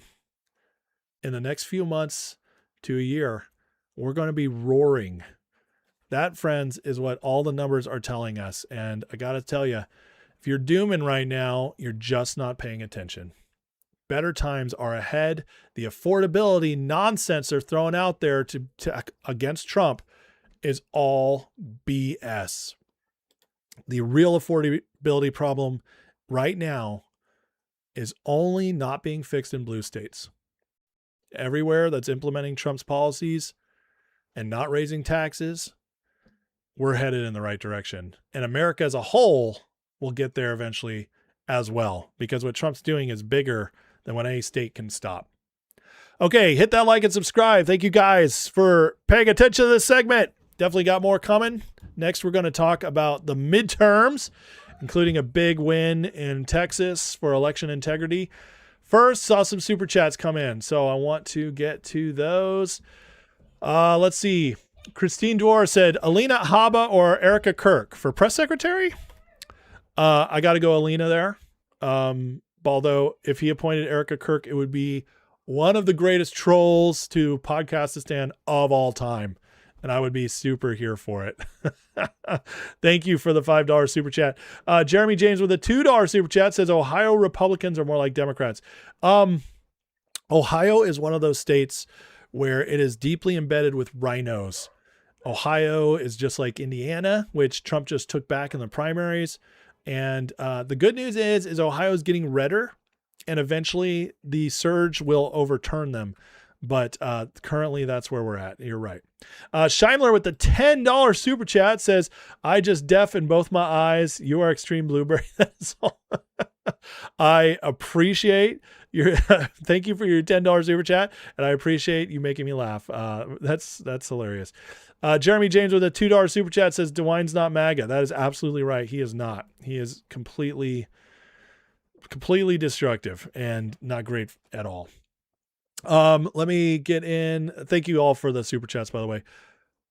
Let's get into, has anybody tag me? Night Raider says, I'm a bit behind as for press secretary Katie Miller, Kayleigh McEnany, since Carolyn worked under her as assistant press sec. I don't think Kayleigh's coming back. She is making too much money on Fox. So Katie Miller would be interesting though. I'd be up for that. I think their kids are pretty young though. So I don't think they're going to do it. No more Arnold right now, DJ. Nice try. Let's see. Vibing on optimism. I like that. Vibing on the frequency. That's good stuff. Okay. I think I'm caught up in the chat pretty much. That's awesome. Thank you guys. Everybody who super chatted. Thank you so much. Everybody liking, subscribing. Thank you guys very much. There was also a $2 super chat from Beatrice, but with no comments, just a little donation. So thank you for that, Beatrice. Appreciate it very much so. I am a viewer, listener supported channel. So guys, every little bit is very appreciated. Thank you all. Big Freemasonry debate. All right. Guys, I don't mind you guys going through that in the chat, but let's just not make it overwhelm the chat. I appreciate that. Thank you for your attention to this matter. K-Mas or Casomius, $2 super chat says Leonardo Joni for press secretary. Leonardo Joni. I don't know who that is. Leonardo Joni? Beatrice, thank you so much. Again, another super chat from you, $2 super chat. Thank you so much. You guys are amazing. Well, we do need to stop mail-in voting, but we're not there yet. We're not there yet. For now, we're just making it harder to cheat using it. And that is a part of what we're talking about here.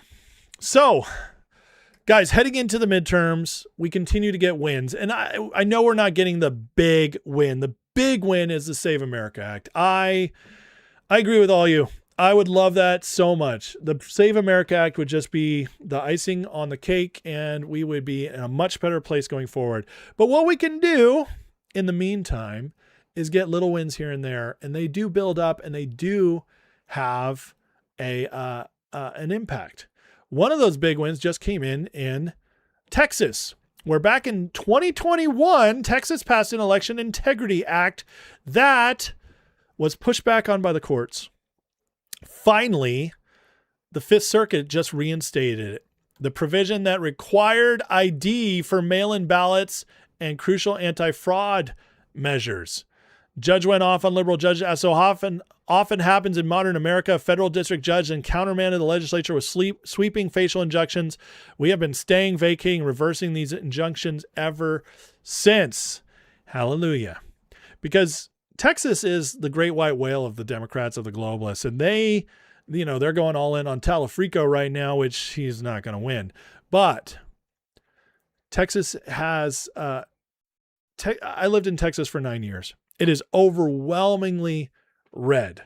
However, the red area of Texas is rural, and the blue is the cities. And the cities are some of the biggest in America. Dallas, San Antonio, Houston, Austin, very blue.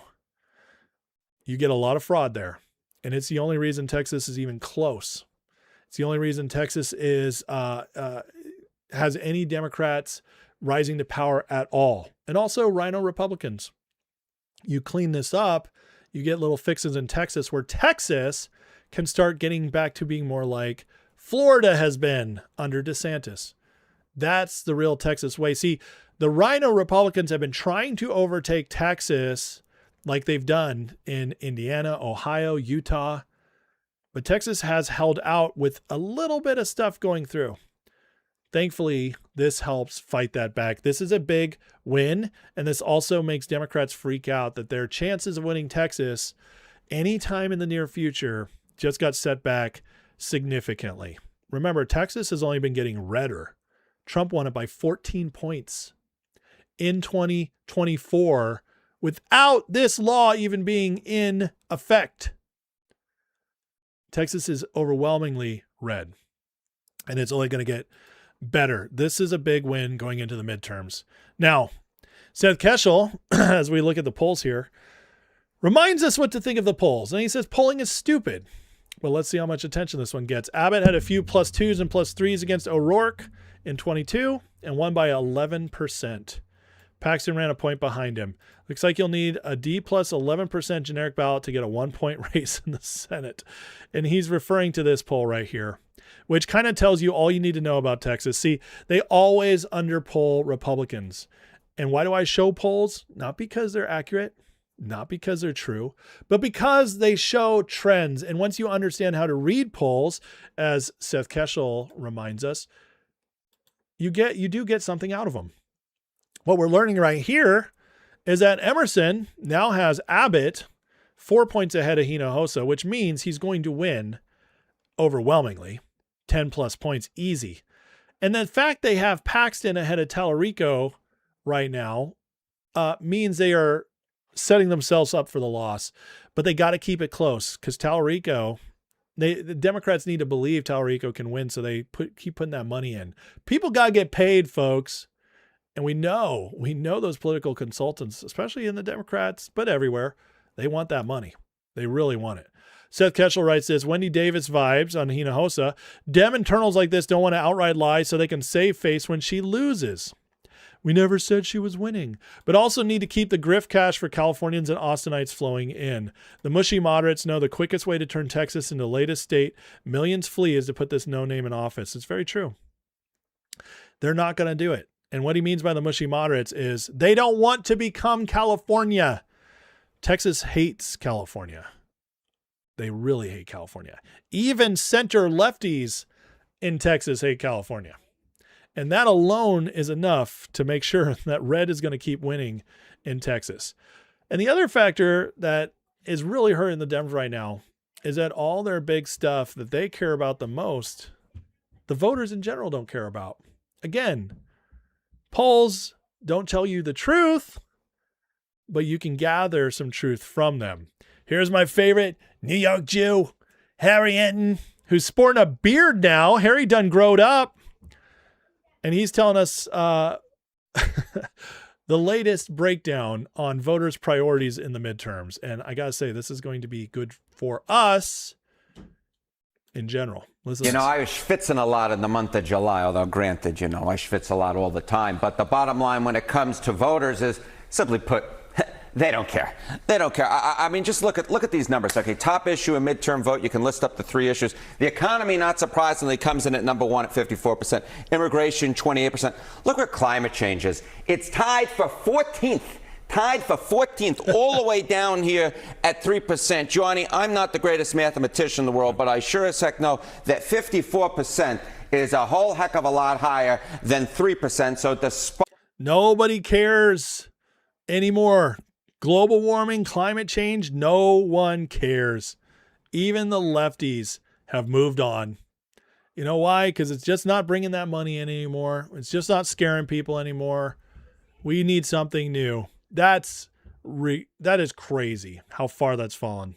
Crazy. But there's more good news in this poll. Despite the climate being so warm in the month of July, the hottest month on record here in the United States of America, the voters simply put do not say that climate change is going to be an issue on which they vote upon in the midterm election. And how much people are concerned has been changing over time. Yeah, I mean, this is, I think, the other thing, which is, you know, how much concern is there when it comes over time? And you see this 3% here, and you can see these slides right here. Say climate change is a very big problem. In 2016, it was 40%. It was 40%. Look where we are in 2026. It's 39%. It's 39%. Now, Johnny B., you know, you're talking about change. Where the change we have seen is partisanship, right? And what we can see is Republicans, more so than anybody else, have been shifting away from the idea that climate change is a top issue for them. Take a look at this. The least important issue for Republicans, it's just at 14% in terms of saying that climate change is a very big. Well done. Well done, Team Red. It is our least important issue, as it should be, because it's all fraudulent. This gives me a lot of great hope for MAGA in the future as we outpopulate these people because they don't have babies, as we keep growing. Climate change, this whole nonsense crap they've spewed at us since I was a kid, it's going bye-bye. And soon it's going to be a nothing burger completely in the next decade or two. We're there. We're heading in that direction. It's a beautiful, beautiful thing. So well done. We defeated and overcame one of the greatest psyops of all time. One of the biggest pushes to steal our freedoms and make excuses for us ruining our economy. They almost did it. And it's now gone. Man, what are they going to come up with next? They'll try, but this is a big win. Problem. So we're seeing a large partisan split, but when it comes together, Democrats are going in one direction, Republicans are going in another direction. But when you put those two together, the bottom line is we're only talking about 2 in 5 Americans, both now and 10 years ago, saying that climate change is a very big problem. This is an all New York accent hit, I'm noticing this time. You're leaning into that. I'm leaning into it. Because it was hot in July in New York. Yes. So to what extent do people blame, you know, human activity for this? So you see this 40%, you see this 39%. Now I really am leaning into the New York accent. Say it's humans causing the earth to warm. Look at this. In 2016, it was 40. He goes on and on and on. But anyways, just hilarious stuff. Hilarious stuff. 32 and 33 voters do not care about climate change. As Peter Said Ong says, in that same poll, which is not covered in that clip, 16 and 17 voters do not care about LGBTQ. Wow. It really is just the crazies running the Democratic Party. They care about economy, immigration, foreign policy, and corruption. Guys, if we market well, this and get the message out, this is a good thing for all of us. Right now, Jobs are getting better. Inflation is taming. Why do you think last week we saw a massive psyop on X and other social media from Matt Walsh and other conservatives attacking Trump on affordability? Why?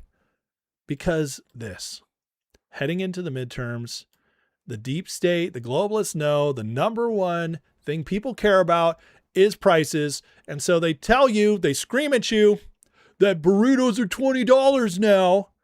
And they try to push it and hope it gains traction so that we all get mad at Trump. Thankfully, most people have common sense and are like, where the hell are you getting a $20 burrito? Bro, stop door dashing. You retards. Come on. Thankfully, we have common sense. Unfortunately, this still, because of the great hole we're in, and because, yes, there's even a lot of MAGA people in blue states who haven't seen the big changes they want, we're not getting enough of this out there. This is the one area where they can hurt us. But we explain it. We push it through. You actually get people focused on the real economy, what is changing, and we can move it. But people have to feel it to come out in droves. Immigration, huge win for Trump. And then obviously Iran, which is tempering down and should be either won or in a very solid, stable place by the midterms. So guys, this is very good for all of us. Oh yeah. And why do you think Trump and them keep advertising all the fraud that's being blasted out? They're coming up with the fraud page, letting everybody see it, because 70% of people care a lot about that. And if they see the Trump administration doing stuff on it, we win. We win. So all these things matter. Now, let's get to the Democrat side of things, where they are struggling. Here is the latest from Xavier Becerra, the guy who allowed 400,000 children to be trafficked under Biden, now running for governor of California. What's his latest push? Free electricity. These people are like, here's the sad thing. In California, there's going to be a bunch of morons who fall for this. Power Hour, providing up to 2 free hours of electricity a day for millions of Americans. How do you even pull this off? This is absolute nonsense. But this is the kind of retardation, crazy stuff they're coming up with to try to get their people coming out. Spencer Pratt, though, had the perfect response. This is one of the dumbest things I've ever heard. Guys, nothing is free. You're paying for it with taxes. Utility will just bump your rate for the other 22 hours to make up the cost. Stop falling for the free stuff BS. These communists think you're dumb. They do. Because there are some people who are dumb who will fall for this. What we need to do is keep explaining. And it's hard. I know it's not easy. But this idea that things are free, you throw commie out there, you'll get people to listen. But this is nuts. But this also tells you how little ideas they actually have. As most people are going to say, huh? It's so bad now that we have a new freak out. We have a new famous Dem person. What's the word I'm looking for?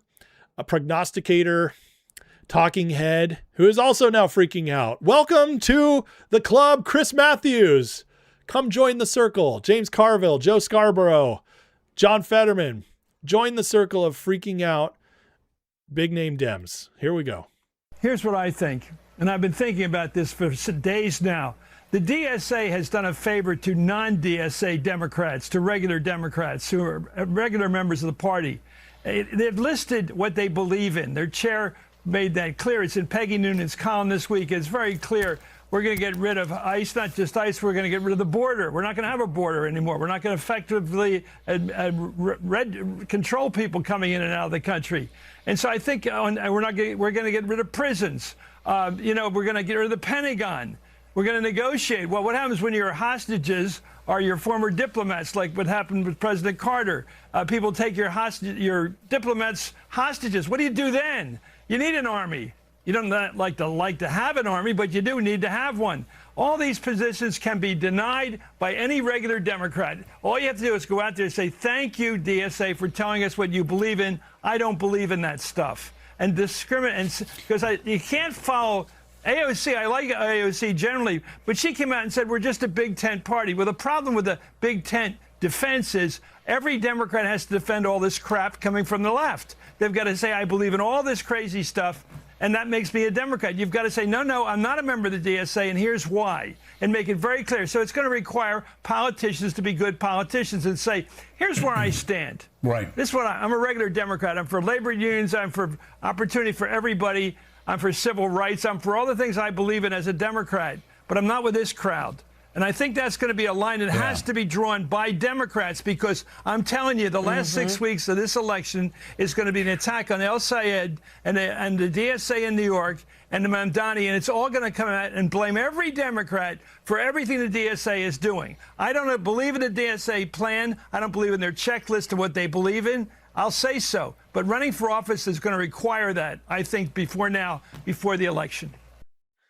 Let's keep this Democrat Civil War going, folks. It is wonderful to see. Even Chris Matthews is coming out and saying, you can't win on this DSA ticket. You're going to lose. We cannot let this be applied to us. We are terrified they are going to connect this to everybody. This is the warnings. They're trying to warn. They're trying to get it in the heads of the establishment, folks. Guys, wake up. We have to fight this or we're going to die. And, deep down, they all believe in it. But you're not supposed to say it out loud. You're not supposed to advocate for it in public. So the Democrats, the good news about all this, guys, they have to focus on taking out their own primary voters. That's what this is. Did you just hear Chris Matthews do 2 minutes on how Trump's failing our economy? How Trump sucks? No, they're losing the narrative that fires up their base. And what are they doing instead? This is MS Now, formerly MSNBC. They got the much worse name now. On MS Now, this is only watched by lefties. And their viewers are now watching them talk down to their deep beliefs. Tell them that they're crazy. That you think that's going to go over well? I don't think so. Quoting Kevin McAllister. This is not good for them, and they know it. It is the freak out continues. And you can see this in how their establishment people are not gaining any traction. Gavin Newsom was supposed to be the chosen one. He looks the part. Handsome guy, slick hair, coming from big old California, the commie paradise, and as close to commie paradise as you get in America. Newsom was supposed to be the star for 2028. He's well-spoken. He can kind of go toe-to-toe. It's all lies, but he knows how to lie well. He's not like Kamala slurring her words. AOC giving you blank deer in the headlights every time she gets a real question. He's not a Jew like Josh Shapiro, who the Democrats now hate. No, he was supposed to be the guy, but it keeps getting worse for him as he just did 2 fundraising events in Michigan that had to be canceled because there was no turnout. Oh, if you can't get motivation in Michigan, you're screwed. You're screwed. Some Michigander politicos point out Newsom canceled fundraiser with state AG nominee that included controversial host Kelly Newman. Newsom initially planned 2 competing fundraisers in Ann Arbor on Sunday, one for Savit, one for State House Dems. When the latter found out about Savit fundraiser, they pulled out, citing a small Ann Arbor donor base. They said, bro, do not come here. You're toxic. That's what happened. They have again, folks, with Newsom out of it, they got nobody. They have nobody. Kamala 2.0, let's go for it. I'm excited. Here's his big event. 17 septuagenarians in Michigan.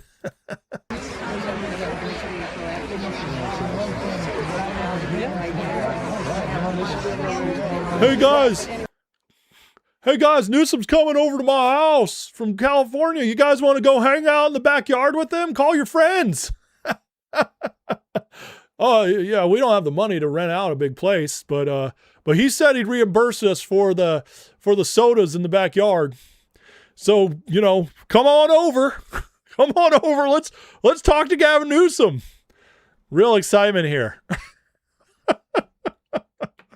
I'm telling you, folks, these are not scary people. This is not scary. They don't have, think about what they had to do to beat Trump in 2020. Unleash COVID and completely rig their elections to get Biden in. I mean, absolute nut insanity.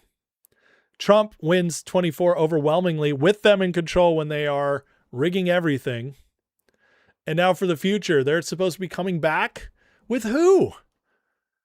If you guys go back in history for the last 100 years or so, the presidency, even with rigged elections, is way more Republican than not. In fact, Clinton was the first Democrat to win back-to-back elections since FDR. So it'd been 50 plus years. And Clinton was an astounding political talent. Obama was the Manchurian candidate. He got in, he crushed it.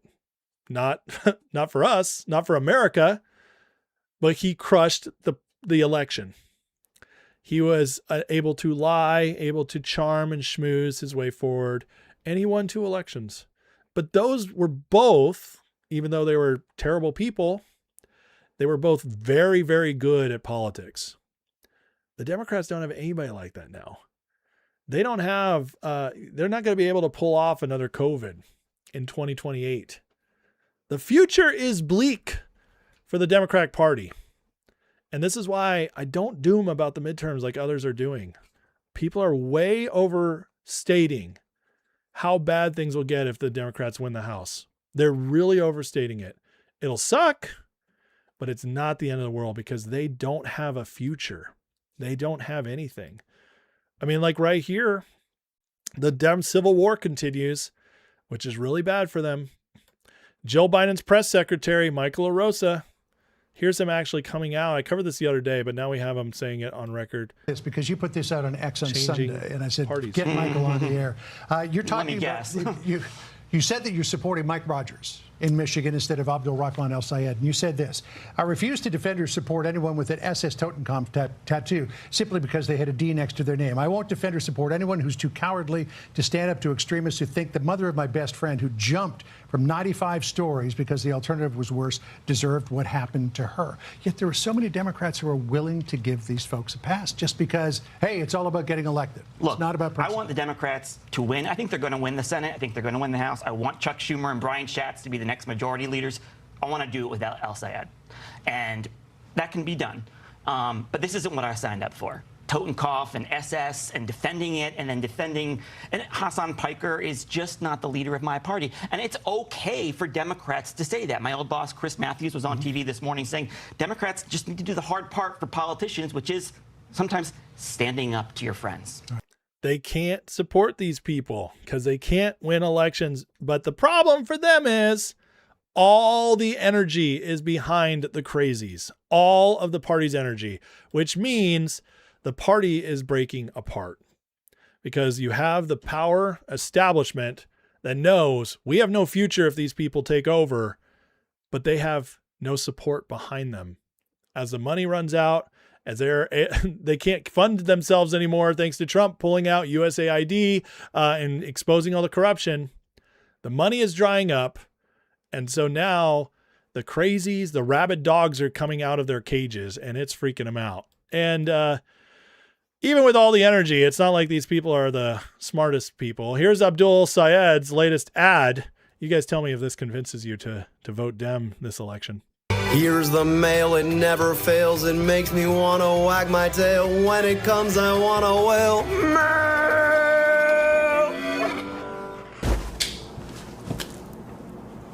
Thanks, mailbox. We just got a letter. We just got a letter. We just got a letter. I wonder who it's from. Oh, it looks like my ballot.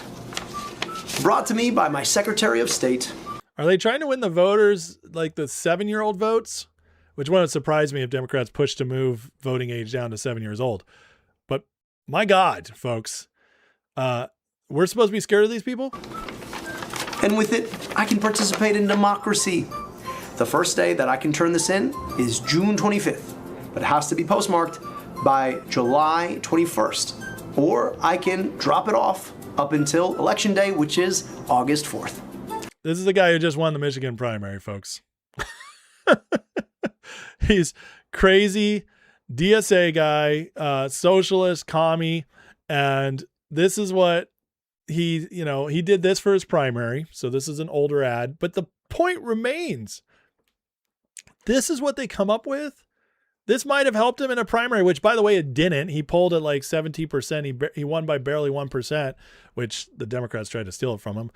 But the point is, he couldn't bring in enough to overwhelm the polls. He couldn't pull off a big win as he should have. You guys think this guy's going to win the general election? I don't see it. I don't see it. And now we found out he's got a temper.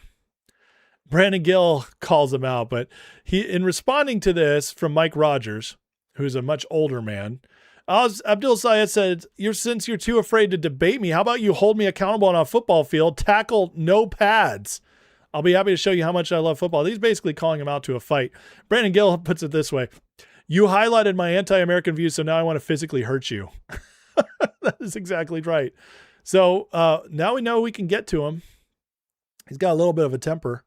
So this is what we're looking at, right? Talafrico, this guy, the guy in Maine who married his cousin. This is the Democrats' big pushes to win big seats, to flip the Senate. Good luck with that. Again, the House is a different story because it's small districts. They might be able to pull it off if we don't show up. So you better show up. This is what their candidates are like, folks. Meanwhile, on our side, we're pulling in these types. I don't have to tell you, but you want to guess who red-blooded males are going to vote for? This is Representative Luna and Catalina Lauf in Florida. Enough said, right? What side looks healthier? What side do you want to be more attractive? And by the way, guys, as a former marketer, this stuff matters. This stuff greatly matters. This is how, this is one of the ways we win. We bring the better candidates who happen to be more attractive, who happen to be smarter.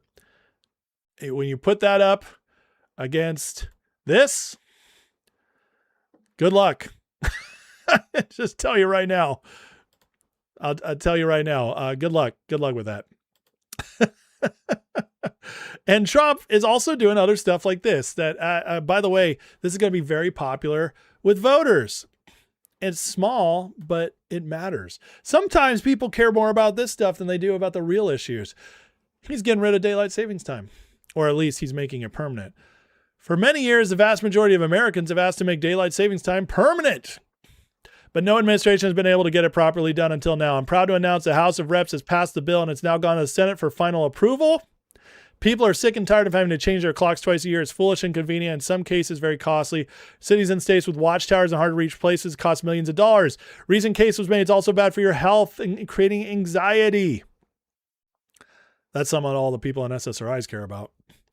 Leading medical crime and economic studies have shown that ceasing the biennial time change, giving us 1 extra hour of natural sunlight in the evenings, will help decrease robbery and murder rates, reduce car accidents, lower risk for cardiac history, stroke, blah, blah, blah. It goes on and on and on. Pass the Sunshine Protection Act. I love it.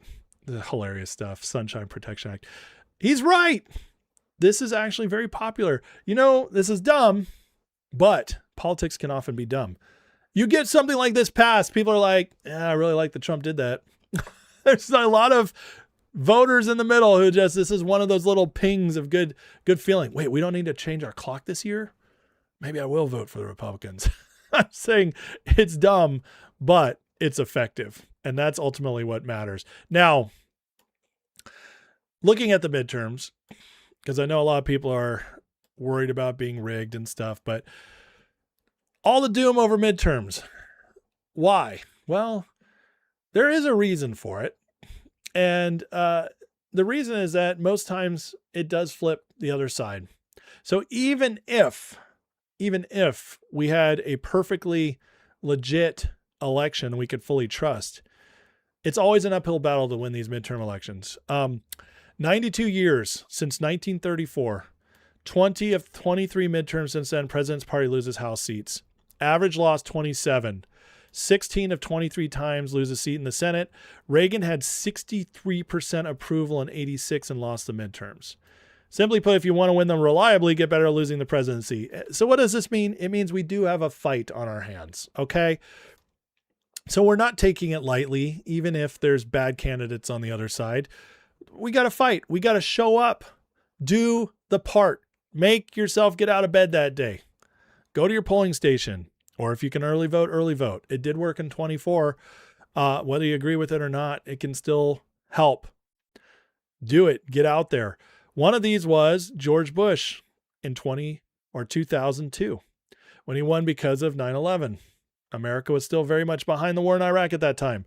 This stuff, friends, also shows that if we do win this, it means Trump is way more popular than anybody wants to let on. That the MAGA agenda is way more popular than anybody wants to let on. So let's do it. Let's fight and let's prove Trump right.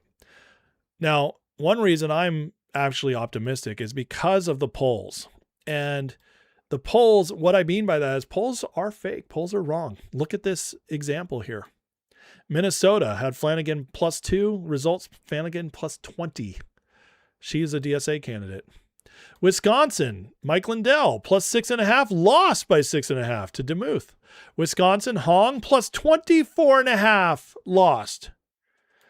Michigan, El Sayed +13, won by 1. What does this tell you? The polls right now are nonsense.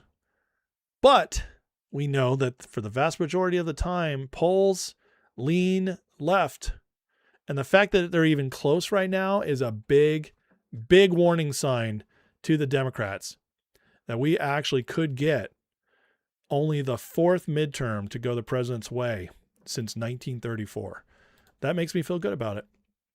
And then looking ahead, one of the reasons I feel so good, yesterday I played a lot of Rubio's interview he did. It's fantastic. And it just gives you so much hope for the future because Rubio, we have such a good bench between Rubio, Vance, possibly DeSantis someday, et cetera. Well, it's so good that even people like Stephen A. Smith are remarking upon Rubio and how good our bench is moving forward. Listen to this. J.D. Vance knows how to handle himself in front of a camera. He's younger, he's sharp, he's articulate. Marco Rubio has been a longtime senator, is the Secretary of State, Director of National Security, whose credentials are pretty freaking impeccable. Both of them articulate themselves very well. In Rubio's case, he's bilingual, of Cuban descent, and that ain't gonna hurt him. Guys, remember, Stephen A. Smith reaches millions of viewers, millions. He is the most popular sports analysis on earth right now. It's him and it's Pat McAfee.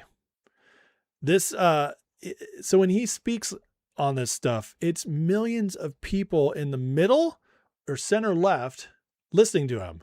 Maybe some hardcore lefties, but mostly left or like leaning left people who are maybe open as their party gets crazier and crazier to opening up and shifting their vote, waking up.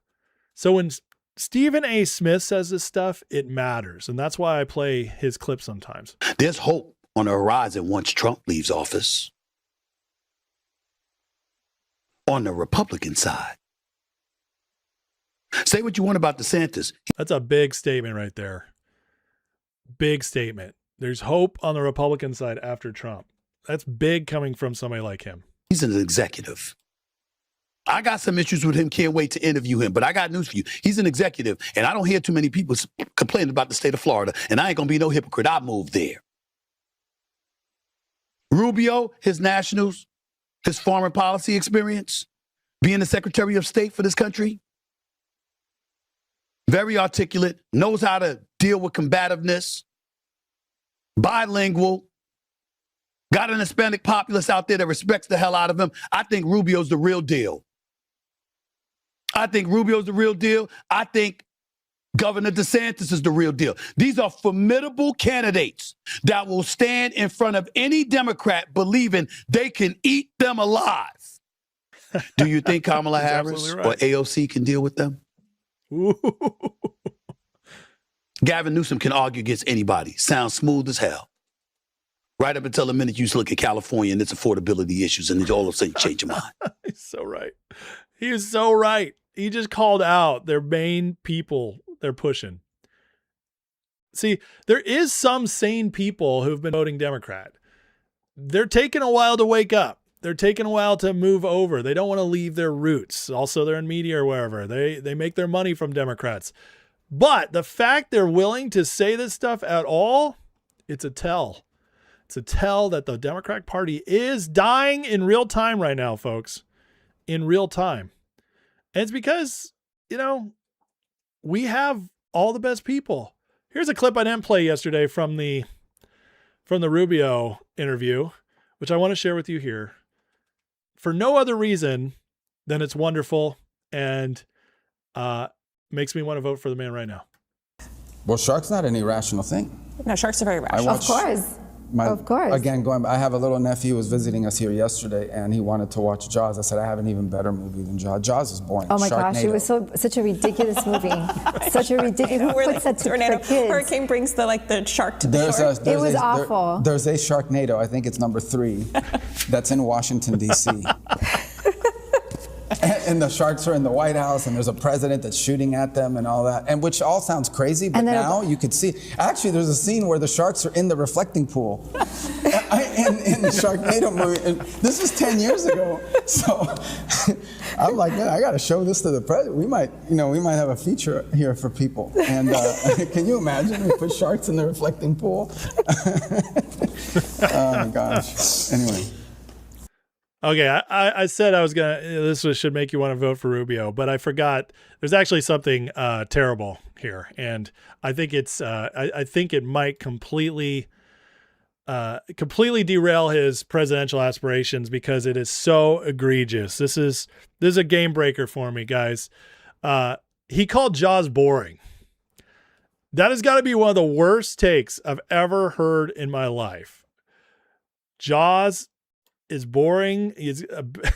Come on. This is terrible. Terrible.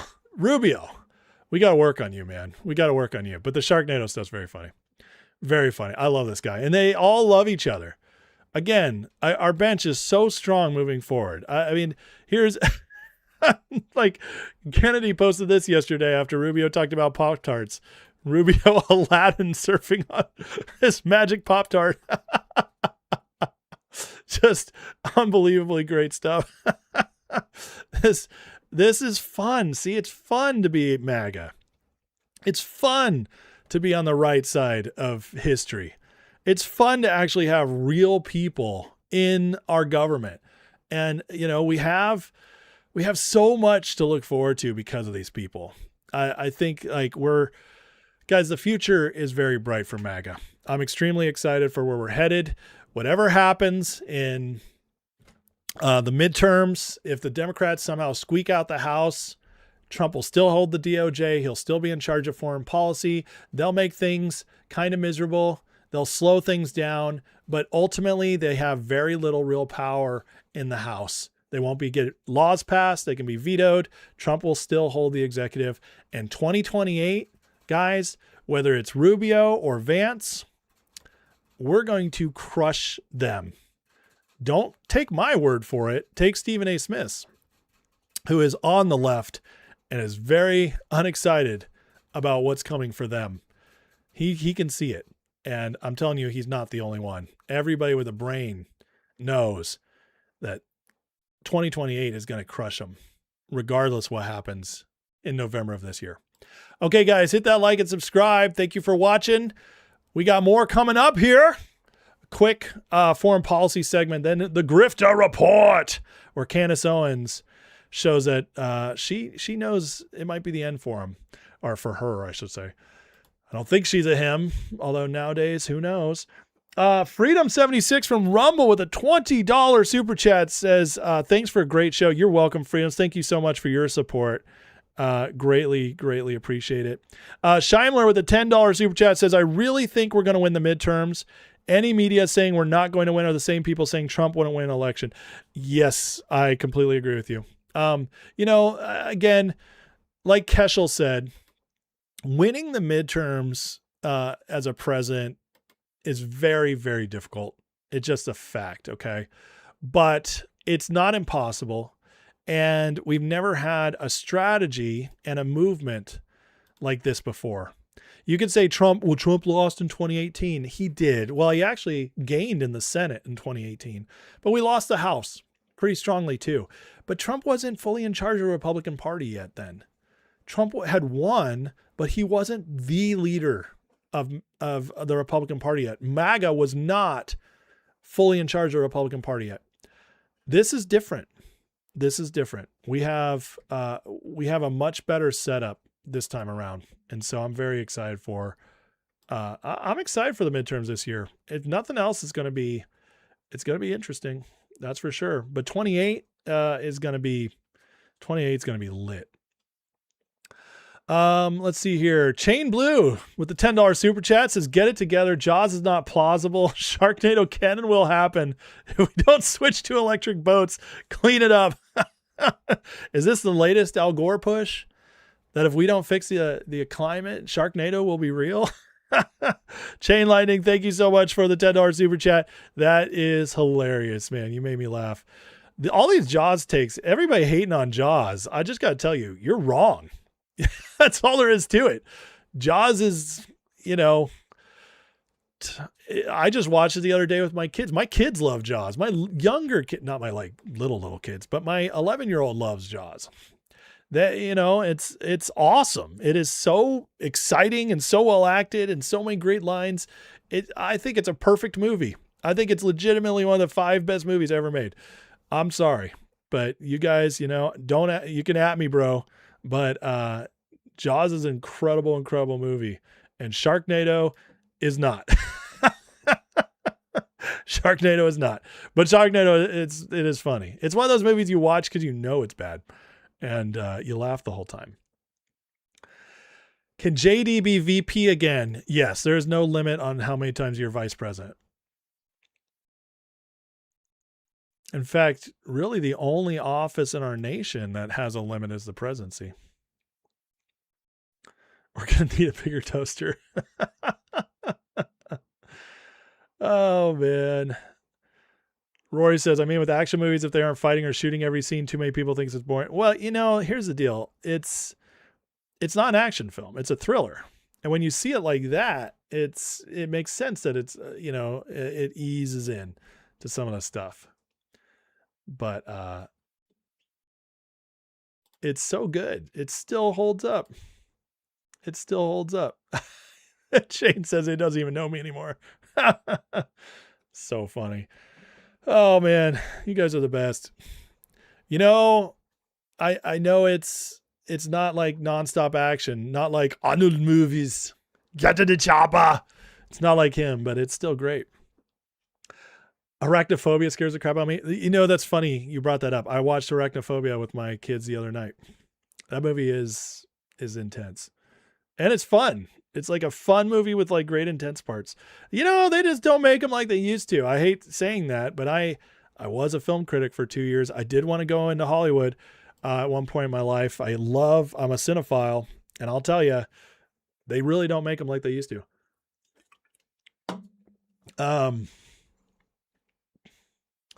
Your dad took you to Jaws in 75, freaked the ocean out of me for a while. Then I got over and spent decades surfing cold water. Yeah, once you realize. Eric says Jaws suck. Eric, what? You're my friend, Eric, and you're a mod. But that is such a bad take that even I'm putting you in a 10-minute timeout. That's because I know you. That's terrible. Oh, man. Okay. All right. Let's get into what the Trump administration is doing, beating back City of London globalists worldwide, and then we're going to end on a grifter report. But there's always just interesting stuff coming out here. So, oh, sorry, I have to address something right now, and with my wife, she wrote me real quick. Just give me a second here. This is the fun live stuff, right? We're going to need a bigger tent. We're going to need a bigger vote. Too big to rig. I like that one. We're going to need a bigger vote. You haven't seen Jaws until you were in your late 20s? I mean, yeah, my dad used to watch all the time when we were younger. And so he's the one who got me into it. All right. $5 super chat from Jeremy James says, repealing the 17th solves all of our congressional problems. I don't know if it solves all of them, but yes, it could definitely help. So good call on that. Thank you, Jeremy, for the $5 super chat. Okay. We're not going to talk about the Jaws sequels. Okay. If you think I'm talking about Jaws or Jaws, if you think when I say Jaws is great, I mean Jaws 2 or Jaws 3, Jaws 3D, or Jaws 4, literally one of the worst movies ever made. No, those movies are terrible. Sorry. Okay, let's look at this. So right now, as Trump is dismantling Iran, so much else is happening. The globalists are freaking out because the Trump administration has got this multilateral approach to fixing the foreign policy issues that ultimately will help us here. And Hegseth just had a big speech to the military yesterday. And here's one of the things I want to share with you. And it just tells you the whole new mindset of where we're at after the military started going woke under Obama and then was accelerated under Biden. But we're back, baby. I mean, listen to this. That's why today we launched the motto of the ACCC, which is we do bad things to bad people. Because for too long, bad people did bad things to good people inside the United States of America and across Central and South America. And we're going to empower great Americans and great partners to do really good stuff and be very capable about bringing violence against drug cartels and designated terrorist organizations, because we're dead serious about securing the homeland. We're dead serious about the Trump corollary to the Monroe Doctrine, which is not just talk. It's not just a policy extension of Teddy Roosevelt. It is a recognition that DTOs, foreign terrorist organizations, will not control our hemisphere with our partners, and we will not allow foreign malign influence to take over, say, key terrain like the Panama Canal. That's why today... I don't know about you guys, but that makes me feel really good about where our government is right now in regards to our military. The military is strong. The military is growing, being rebuilt. And with this kind of strength, nobody can stop us. And here's Hegseth again, enforcing the Monroe Doctrine and how the globalists have no more say in what we say and do. That's why I strongly encourage every ACCC member to leave the ICC and reject their attempts to rob your governments and your courts of your sovereignty. I know as a soldier, I swore an oath to the Constitution, not some fake and illegitimate international court. And in these efforts, we've already shown that deterrence works. Operation Southern Spear is a model that can be and should be followed across our hemisphere by each of you.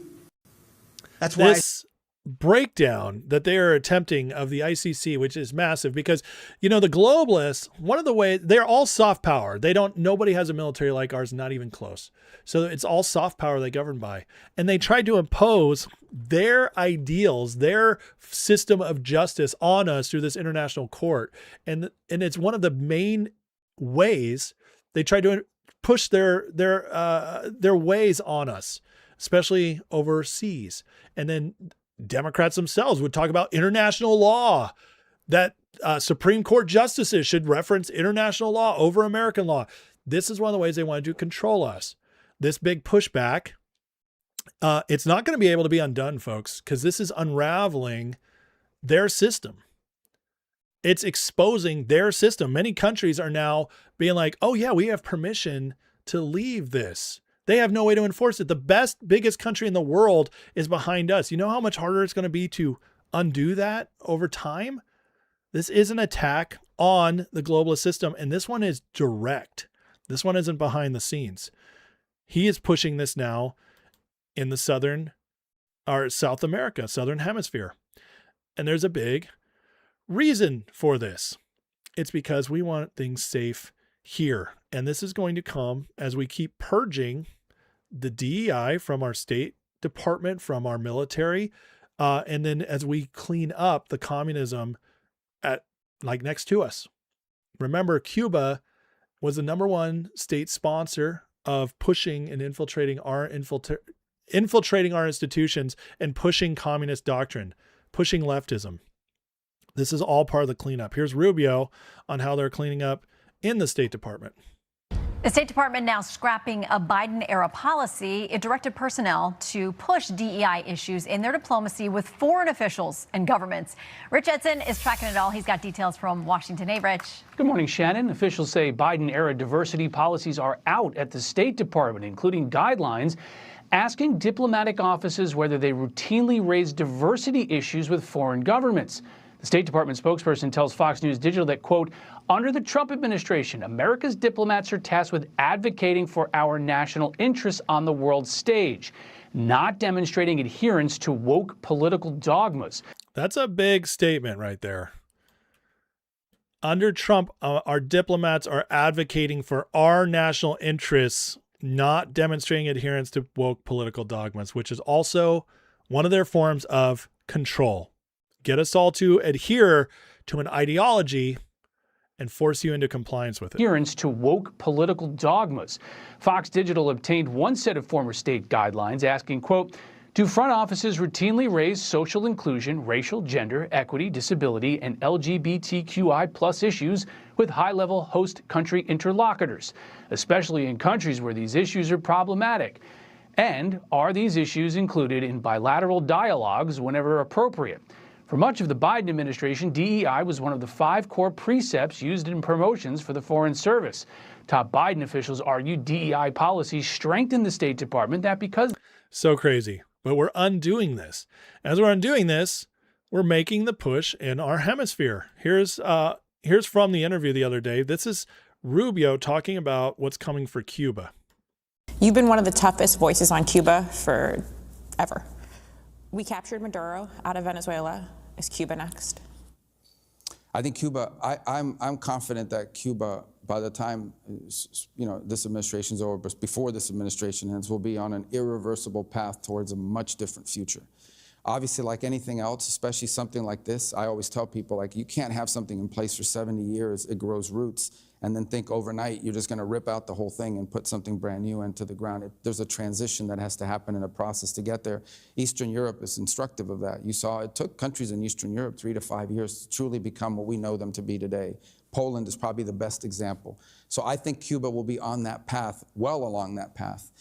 It has to be, but certainly under this administration, given the priority it's given Cuba, you never guarantee anything, but it's certainly a priority for us because it's in our national interest. I remind people at the end of the day, like, I work for the United States of America. I care about Cuba. Obviously, I have a personal connection to it, but I don't work for Cuba. I work for the United States, and I believe it's in the national interest of our country to have a Cuba that's safe and stable and aligned with the U.S. The same feeling I have about Venezuela as well. This is all part of restructuring the Western Hemisphere so that we control this area. We police it. We keep the commies out. We take care of our own. We stop the drug trafficking. We end all this nonsense. I mean, look at this. In Colombia, days after being inaugurated, remember, the whole of South America, all these countries have been having elections. And ever since USAID dried up, all these countries have been going to the right, more conservative, away from leftism, communism, etc. And now in Colombia, they got their new guy in. President Abelardo de la Espriella has just authorized joint U.S. military operations to target the cartels. We are weeding out our cartels. This is something we thought would never be accomplished. They'd always be there. We didn't think we could do this. If you watch the movie Sicario, it feels like it's the never-ending drug war. Turns out that was all a psyop, folks. The drug war can be fought and won if you're willing to do the hard part, which is take out the cartels. Hegseth says, I'm proud to announce Colombia will join the A3C, becoming our 19th member through the newly inaugurated president. As our president likes to say, President El Tigre, Colombia has already requested Department of War join Colombia in its fight against narco-terrorism, authorizing joint military operations to destroy terrorist and terror networks. This is huge. Destroy terrorist and terror networks, which we are considering the cartels. You guys, we wipe out the cartels. Do you understand how much that fixes in South America and Mexico? Massive stuff. Clean up the communism in Cuba, clean up the cartels here. It's huge. Absolutely huge. And while they're doing that, we have DNA Clayton tends to be a big part of this. This is one of the reasons I believe Trump brought him in. Clayton testified the other day, right before he got in, but Colonel Watkins says, I was sent this clip, and DNI Clayton answers Senator Kelly that terrorism in states with cartel, drugs, and linked business interests are among the highest threats. She says, as you know, I've been pointing this out for 4 years. It was set up in the post-World War II and subsequent years as Operation Gladio working model. It links terrorism, oligarch business interests, and cartel drugs to fund the covert support for terrorism, both domestic and internationally. It's all been one big slush fund. They're all in it together. That's one of the big awakenings, I think, has been to all of us. Okay. It's that it's not just Democrats or commies, and then we had terrorists over there, and then we had globalists over there. No, it turns out they're all working together in one way, shape, or form. And they might have all their own interests, but they also share a lot of interests. And so they work with each other, funding each other, moving that money around, destabilizing areas, pushing drugs into our country, weakening us. It's all been happening between all of them. And now we got ODNI director who completely understands that as well. So you got Clayton at running our intel agencies. You got Rubio, State Department, understands all this. And then you have Hegseth, who understands it, running our military. We are fully staffed. Trump has all the pieces in place to break up all of this. It's amazing to see. And while they're out there talking about all this, breaking it down, we're reshaping our side of the world. Back to Uranium One. Now, I covered this a little bit yesterday, but here's another take on it. This Trump administration reaching agreement with Syria for the IAEA to remove nuclear material stored at a covert site in Syria. What Trump said in May is that Obama and Hillary are screwed. Actually, he said this: Obama picked the wrong country. He should have picked another country. I won't tell you what it was. So which country is he talking about? Is he talking about Syria? Was that what he brought up? Because we now can get that uranium and prove it was Obama and Clinton who sent it over there? To understand what's happening, you have to revisit the drops. He's talking about the Q drops. Why does Trump keep mentioning Obama and pallets of cash? Q couldn't tell without violation national security laws, but Q did ask a series of questions to paint a dramatic picture. If you did the research, proved Iran nuclear deal was not what it seemed, and Uranium One material may have secretly ended up helping Iran or Syria build nuclear weapons. Official Iran nuclear deal was supposed to stop them, but it did the opposite. Q asked, what if the program never stopped? What if Iran secretly built a hidden satellite nuclear site in northern Syria? What if uranium from Uranium One deal somehow made its way to Iran or Syria? Hello, Obama and Hillary. Is this where we're at? As they're pulling it through? I mean, is it possible? Here's what Trump said. But I think we're doing very well, Steve. I think we're doing pretty well in terms of the negotiation, but we'll see.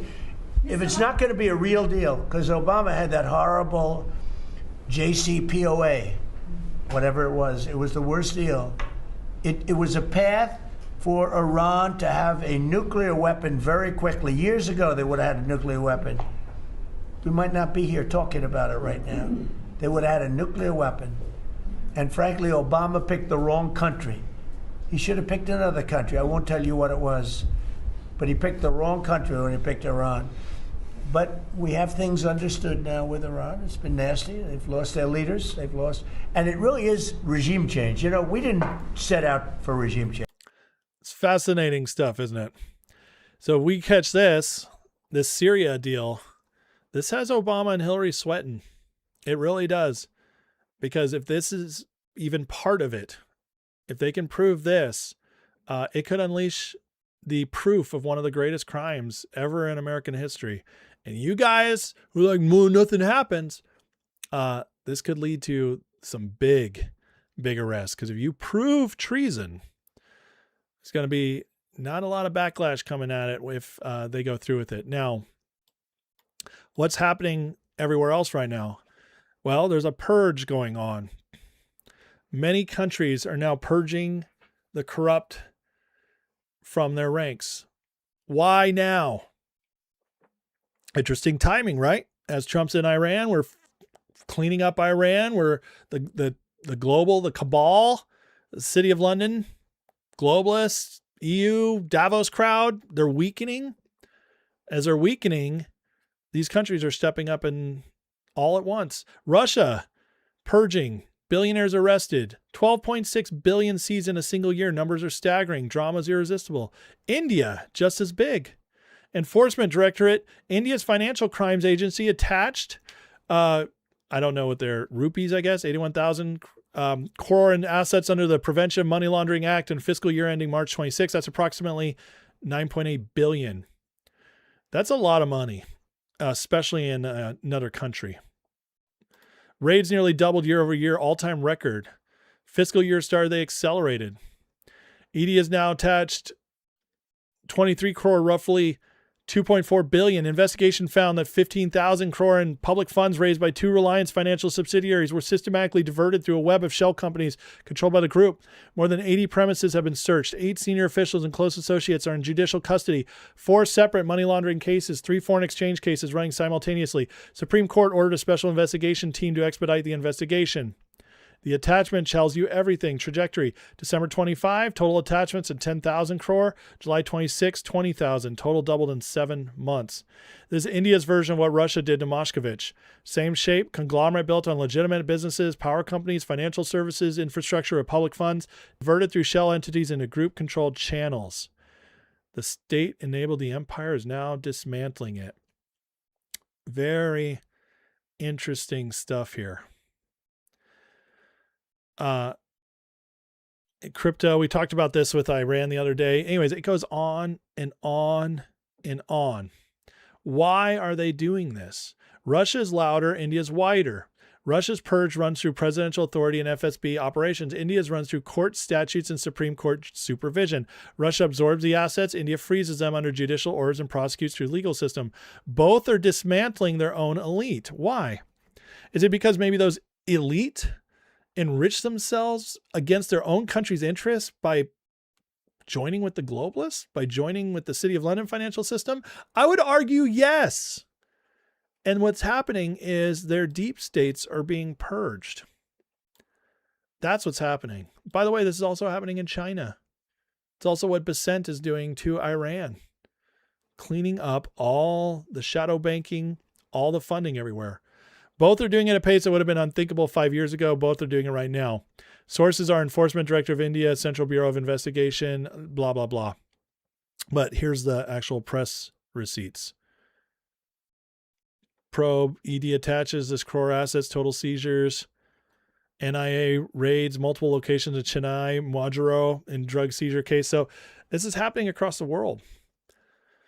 As we are cleaning up our hemisphere, cleaning up the Southern Hemisphere, getting these new people in charge, partnering with them, getting rid of the cartels, getting rid of the drug trafficking, the human trafficking, breaking their power, breaking these leftist governments, putting the pressure on Cuba to end all that. So we're taking over our own hemisphere. Iran, as it's being choked out, the City of London, Davos crowd is getting so much weaker that they're even losing their influence in other countries like Russia, India, Japan, China. It's happening worldwide, folks. This is not coincidence. All this is happening everywhere, all at once, like the movie, Everything Everywhere All at Once. That's what's happening right now is the deep state is getting weaker by the minute.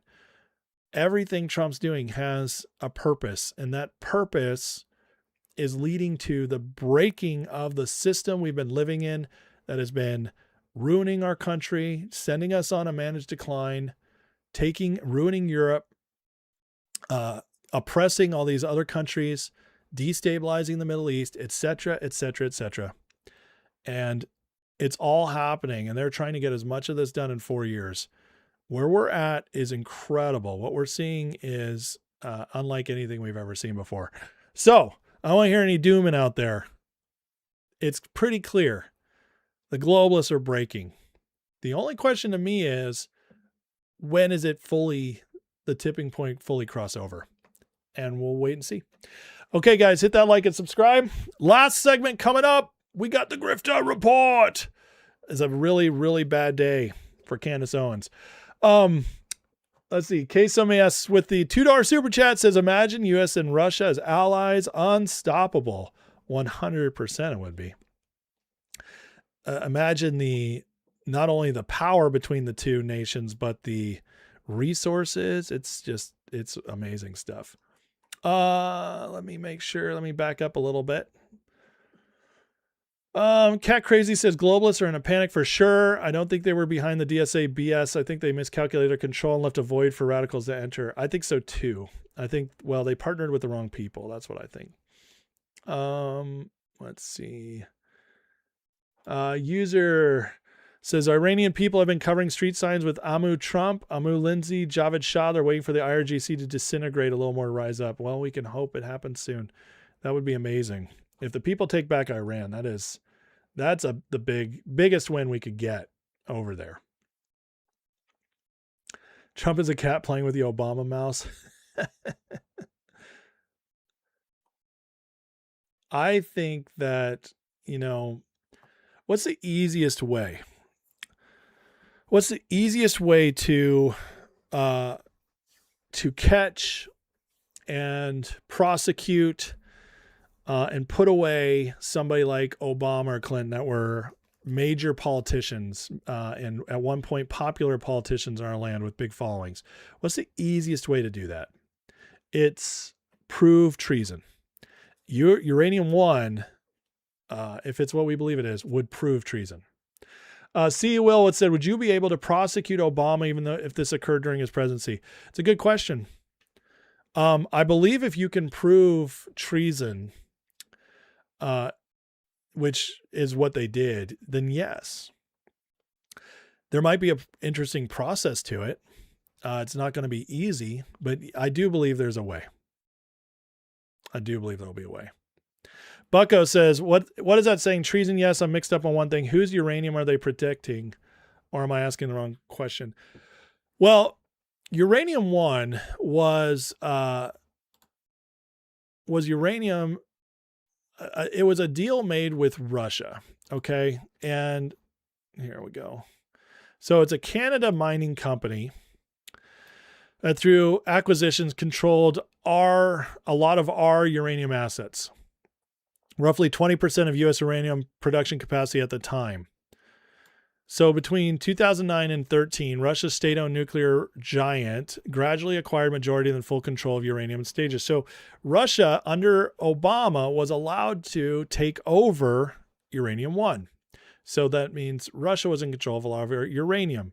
All this happened on Clinton's watch, which means she may have illegally given up some of our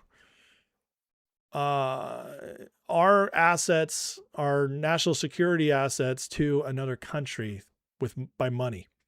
And then that uranium that then went over there, it's believed it was pushed to Iran through back channels, that they moved our uranium from our mountains, from Wyoming, Utah, etc., that uranium got to Iran to build their nuclear weapons. And if that's what's proven, and this was what might have happened in Syria as well, if that's what's proven, that's big trouble. Because you basically are proving that under the Obama administration, that Hillary Clinton and Obama approved us giving basically nukes to Iran. That's insane. While Iran is sanctioned, while Iran is one of our big enemies. So yeah, that's a big deal.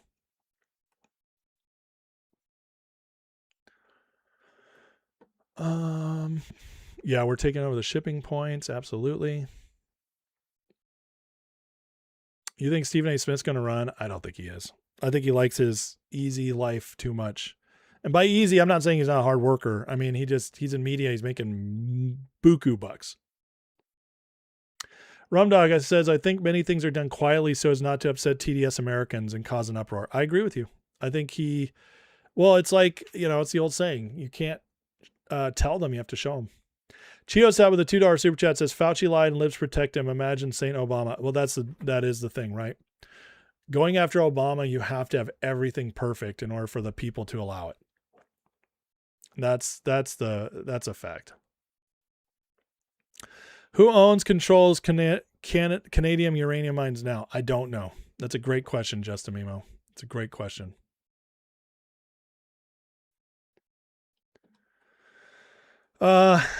Let's see. Cat Crazy says, you don't need much to put away Obama. He's left you all the evidence you need. What we need is someone with the courage to do it. I disagree with you. I think Trump absolutely has the courage.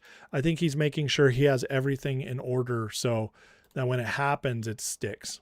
Okay. But they'll protect Hillary and sacrifice Obama. Oh, I disagree with you. Obama is much more popular with the Democrats than Hillary is. Much more popular. They already sold Hillary out in 2008. They'll gladly sell her out again.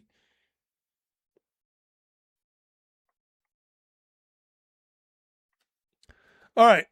Let's get into this. You guys ready for a grifter report? So 2 days ago, the defense team for Tyler Robinson filed for the upcoming case, or upcoming trial, I should say. And they basically admitted that the evidence is so overwhelming, they're not even going to try to claim he's innocent. They're just going to try and claim that he didn't pose a threat to anybody except Charlie Kirk. They basically admitted he's guilty. And this is really, really bad news for Candace Owens. And Candace, in receiving this news, posted this. Ugh. I barely had my coffee. I can already tell the overwhelming evidence crowd is lying about the recent case filings in the hope no one will actually read them or understand them. What gaslighting that is. How are they not tired of running the exact same strategy and losing every time? Losing every time. I'm sure we are the ones losing. As Candace's views have been going down, as she's been being made a mockery of. Yeah. But again, this woman lives in Lululand.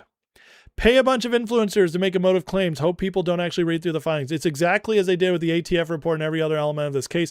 Lie quickly, repeatedly, hope no one takes notice. I'll report on what's actually in the filings later today. Except she didn't. She then, she canceled her show because it was so bad for her as it kept going. Now, in these defense documents, it says a bullet struck and killed Mr. Kirk. No exploding mic, no necklace-shaped charge. The bullet. This is again from the defense. This is his defense team admitting a bullet struck Charlie. This is really, really bad. Really, really bad for Candace. So bad, again, she canceled her show. She canceled her show the other day saying that I need to break. I need to be able to go through this. Take my time to go through it. That's panic, folks. That's panic. And all this while the pressure is mounting for her to debate Andrew Wilson, which that's going to be fascinating in and of itself. Another reason?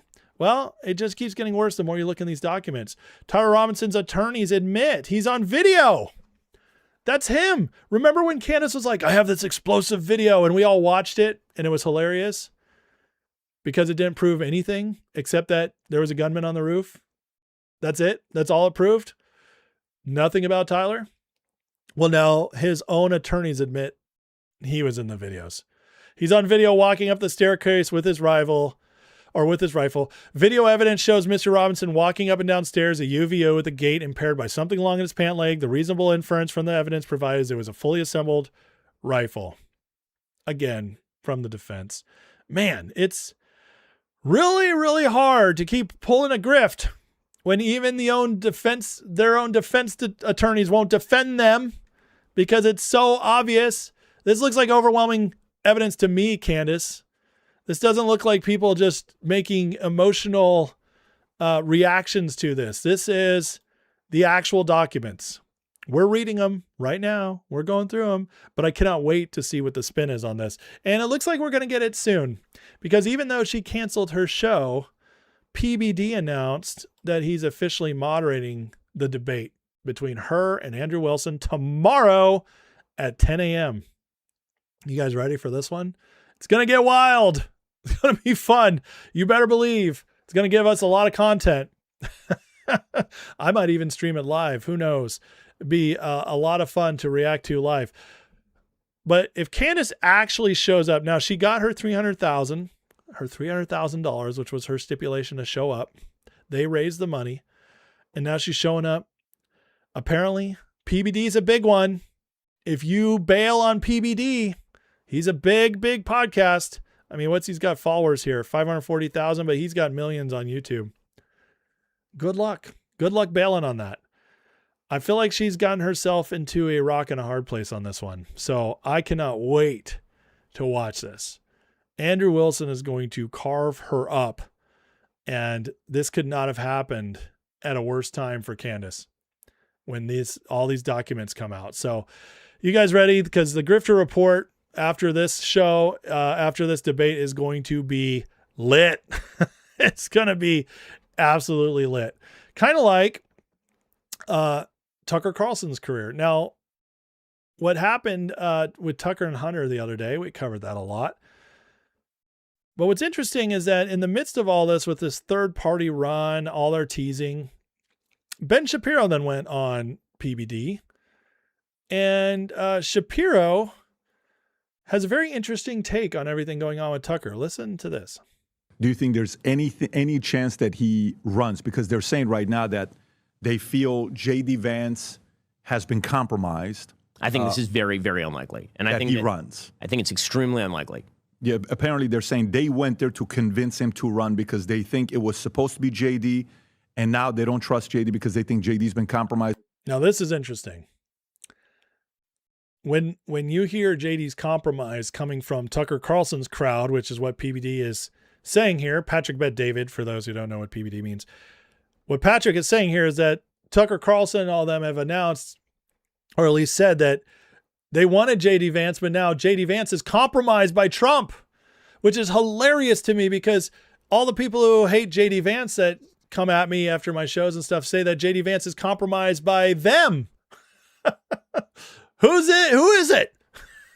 I will say that if Tucker, Marjorie Taylor Greene, if they do form a third party, it will take more people away from the MAGA side of things than it will from the Democrats, which means it will likely hurt, or if they can get enough support, would hurt J.D. Vance's chance at being president. Why would they do that if he's working for them? Is this some like 270D chess that I just don't understand? I don't know. Maybe those of you out there who believe that can explain it to me, because that certainly doesn't make sense. But regardless, this is what they're talking about. That's what the Iran war and all first that of all, stuff. if that's what J.D. Vance gets for all of his loyalty to Tucker Carlson, that'd be kind of astonishing. I mean, come on. I mean, the fact is that the vice president obviously has a very close relationship with Tucker Carlson. You know, it's his prerogative. I mean, his son used to work for him, right? Yeah, Buckley was in his office. I mean, I have nothing against Buckley. I've heard he's a nice guy. So, yeah, that relationship is obviously quite close. So I'd be quite shocked if Tucker were to turn around and then stab J.D. right in the back that way. I think that would be bizarre. Ben Shapiro hates J.D. Vance, by the way, because Ben Shapiro's all-out Zionist, and he's afraid that J.D. won't be as favorable to Israel as others. But here's the thing with Tucker that we're not hearing from people like Ben, and that is this fact that, you know, Tucker does have his CIA connections in his family. And that means Tucker could basically end up being whatever he wants to be whenever it's time to be it. And I mean, here's an interesting little breakdown somebody put together of Tucker contradicting himself on when he learned about his father's CIA work. Clip 125 and clip 124. Here's the latest. This is from 2025. didn't say this, but the only reason I know who he is because someone sent me a video a few years ago of him attacking me. And I was like, so I'm looking at this. And I'm like, well, first of all, this kid's really talented, like legit. And I can assess that just having done the job for so long. So it's like, wow, lots of talent, native talent. And he's attacking my dad as a CIA, his dad's in the CIA or whatever. And I'm like, well, that's no, untrue. Then my father dies and I learn actually, was involved in that world. I was completely shocked by it. So no one has to believe me, but. Does anyone believe Tucker Carlson was shocked when he found out his dad was CIA? I don't know. I don't believe it. That's just a fact. Right. This was in March of this year. And I'm like, well, how the hell would this child from Chicago, my dad was 84 when he passed. Like, who's this guy know who my dad is? And like, he's in intelligence. How would he know that? And Wait, so that was his critique of you? Because I didn't see it. Someone just sent me this video and it was like, you can't believe anything Carlson says because his father was in the CIA and he's a CIA working on behalf of the CIA. Well, I mean, I think it's pretty obvious. You didn't say. And then 24, a year before. He ran for mayor of San Diego for some reason and lost. And then immediately after that went to work for the U.S. government and worked in and around the U.S. government for like the next 35 years. What was he doing in government? He went in to run something called Voice of America. And the idea was he'd been a journalist. This was in the Reagan administration. And this was our sort of voice to the world. Voice of America was like the big radio broadcaster. It was really an instrument of the intel agencies, which I didn't quite realize at the time. But so he ran that for years. And was this Mockingbird by chance? I mean, I don't know. What's so funny is you don't get things as a child, and I so revered and respected and do revere and respect my father that I don't know, but I have no idea. But I know that when the Iran-Contra thing happened, he got caught up in that. Sort of. I mean, I was in boarding school, I guess, when that happened. But I remember say this, but the only reason I know who he is so his dad was involved in all this CIA operations. Voice of America, he knew about this. Iran-Contra, all this stuff. And yet then a year later, Tucker says he didn't even know his dad had any CIA affiliations till after he was dead. Can't keep a story straight, can you, Tucker? Can't keep a story straight. Interesting enough, he said both of these things while talking to other assets. Candace Owens with her MI6 connections. Sean Ryan, former drug runner, CIA, with special forces. Come on. These people, it's so obvious what's happening here. It's crazy. And guys, it's just, thankfully we have an exposure happening. But well, all that we need to keep exposing, because unlike what Ben says, I actually do believe they're planning on running a third party. I don't know if it'll be Tucker at the top of the ticket. More likely they'll run Massey because he's run campaigns before. And I would not be surprised if they throw Joe Kent in there with them. Marjorie's not going to run. She's enjoying her life, going on The View too much, and living in Costa Rica too much. Marjorie's not going back into politics. She already quit. She has no chance. But would a Massey Kent ticket be unsurprising? No. And Tucker being behind it the whole way? Absolutely. See, Tucker likes his job. He doesn't want to be president. Tucker likes talking. He likes being part of that Mockingbird media, just getting it out there. So yeah, if Ben Shapiro says he's not running for presidency, technically, I agree. Are they going to run a third party with Tucker behind it? I actually really believe that's going to happen. We've seen a lot of push for that. We've seen Marjorie Taylor Greene outright say it. Joe Kent has outright said it. They're pushing stuff like even Patrick Byrne, run General Flynn for president. There's a massive, massive push where they're testing the waters right now to build up to this, because they don't want MAGA to keep winning. See, all these people have connections to the intel community, which is controlled, or at least in America was controlled, by the globalists. MI6 still is City of London. Mossad might still be City of London. CIA has leftovers, even though Trump's trying to fix that. But again, all these people were connected during those globalist years. What is their biggest threat? It's MAGA. It's MAGA. And so that's why they're all freaking out. And that's why they're making these pushes, going after Trump, pushing for a third party for 2028, which would be the worst thing that could happen. It's pretty much the only way the Democrats would have a shot of winning, which also means it's the only way the globalists could get back control of our government. This is why they're pushing what they are. But thankfully, because of X and a lot of smart people finally catching on, it's the same thing is happening to these podcasters, these independent media types, as it happened to the mainstream media, the fake news, CNN, MS Now, even Fox News. Same thing's happening. They are falling apart. They're losing influence by the day. And a lot of it is because some of them got really stupid and went too crazy and went too far, and it's all falling apart for them in real time. The other ones, like Tucker, they got caught in too many what did you just say moments? What are you talking about? How did you get there moments? Hunter Biden on your show after talking about morality last week? What? And then it's a slow degradation. And even somebody who is such a good speaker as Tucker now can't hide behind the lies he's been telling all the years. And that's a really, really, really good thing, really important thing. And it's why, unfortunately for the 4% of my viewers who hate this segment, I'm going to keep doing it for a long time, because 28, we cannot afford to let these people be the reason we lose. Okay, hit that like and subscribe, folks.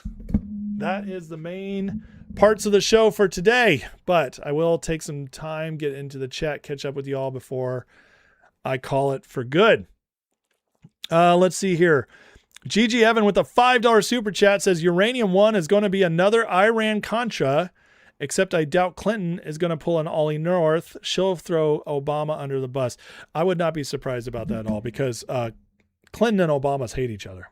So that would make a lot of sense. KSO Mias says, $5 super chat says, how easy is it to make people believe a lie? How hard it is to undo the work. Quote Mark Twain. Thank you for that super chat. That's a great quote. Absolutely right. Mark Twain, man. So ahead of his time.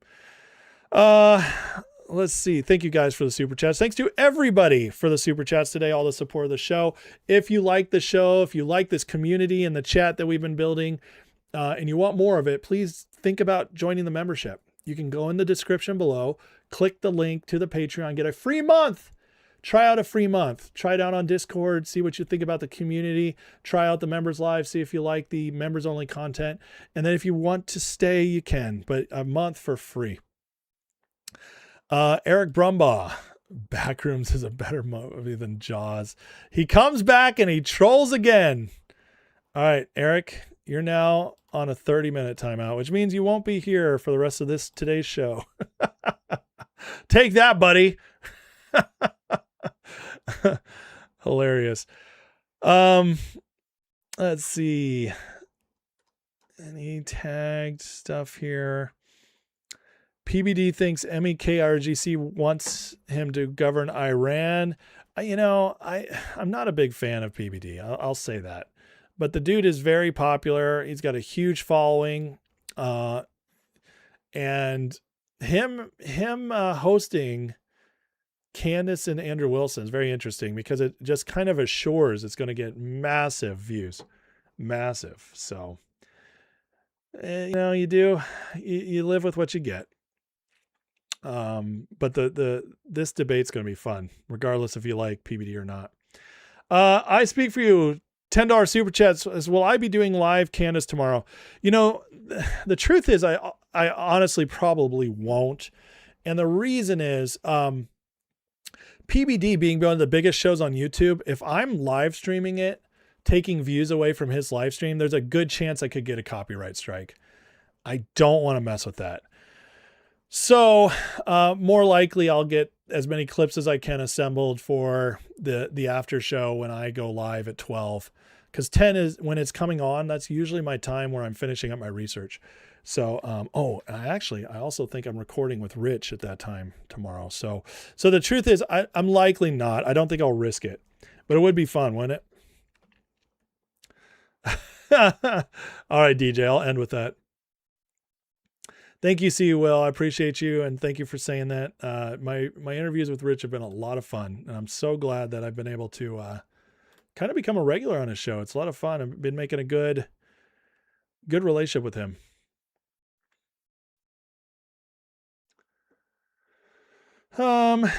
Surfer says, wife and I jumped on the grenade, saw the Odyssey. We gave it a 5 of 10. A little list actor fatigue, and my goodness, Zendaya was flat as hell. She was. It honestly kind of fit the role, though. You know, a lot of people are going to be pissed when I say this, but I thought the Odyssey was like a 7 out of 10. It had some really great moments. And yeah, the woke stuff was not that bad. Overall, there was a lot of dumb changes they made. Overall, it got kind of boring in the middle. But did I hate it? No. Did I kind of enjoy most of my time with it? Yeah. And but is it Nolan's worst movie? Also, yes. So, but I hope he bounces back. I love Christopher Nolan movies before it. But it's not anywhere near as bad as a lot of people wanted it to be. But yeah, see, I could understand your 5 out of 10. You don't think they'll let Candace get what she deserves? I don't know. Andrew Wilson, it's kind of his brand. So if Andrew goes easy on her, it's going to actually hurt him. So I don't know if Andrew will go easy on her. I would be shocked. Oh, I know. The Tucker Hunter Biden laptop or Tucker Hunter Biden interview was an absolute disaster. It was a joke. Chain says, I'll send a super for $100 if you live stream it. PBD's a huckster, rather you get the views. Chain, I really appreciate that. I thank you for that. Again, I think I'll get a copyright strike if I did it. And that's not worth it, even though the $100 super chat would be awesome. It would be, but I just don't. I don't want to get, my channel being that the way I do my show is already not the most favorable for YouTube. The fact that I'm getting away with it right now is very good. But I don't want to push them too hard. You know what I mean? I want to be able to, right now they're letting me say what I want to say, do my show the way I want to. And so as long as YouTube's allowing me that, I don't want to upset the boat. You know what I mean? And I think live streaming the debate could be really bad. I could probably get away with it on X and maybe Rumble, but I don't have that much of an audience on X and Rumble, so nothing compared to what I have on YouTube. So it's just whether or not it's worth my time. But you are definitely tempting me to try to figure out something.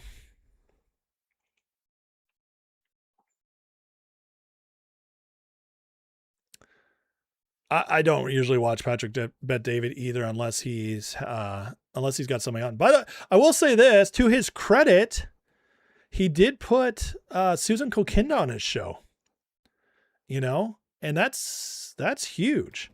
I mean, let's go look at his show real quick, because that one with PBD. Here's Mark Halperin running his cover for The Establishment, why the economy could cost Republicans the midterms. Yeah, that's always fun.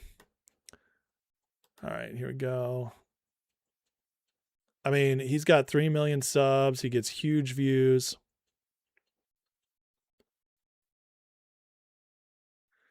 He's still doing it, man. I mean, 300,000, 400,000. He's got a better percentage of people watching his videos than Candace and all them do. But he did have, where is she? It was a while ago. But he had Susan Kokinda on. And, oh yeah, right here. He got Susan Kokinda almost 500,000 views for Promethean Action. That's pretty awesome. Should do a grifter report on every show I go on. Alex Obo says, what are my thoughts on PSYOP against Maha trying to hold the guillotine of science over RFK's head?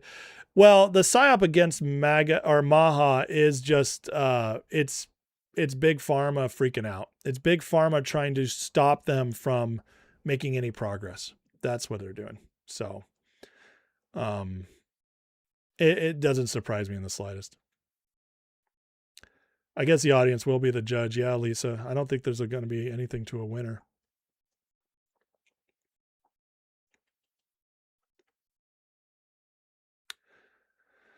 One of the dudes drives you nuts on PBD. I don't like his show. I'm not a fan, but I just know that it's going to be big views. That's all I was trying to say.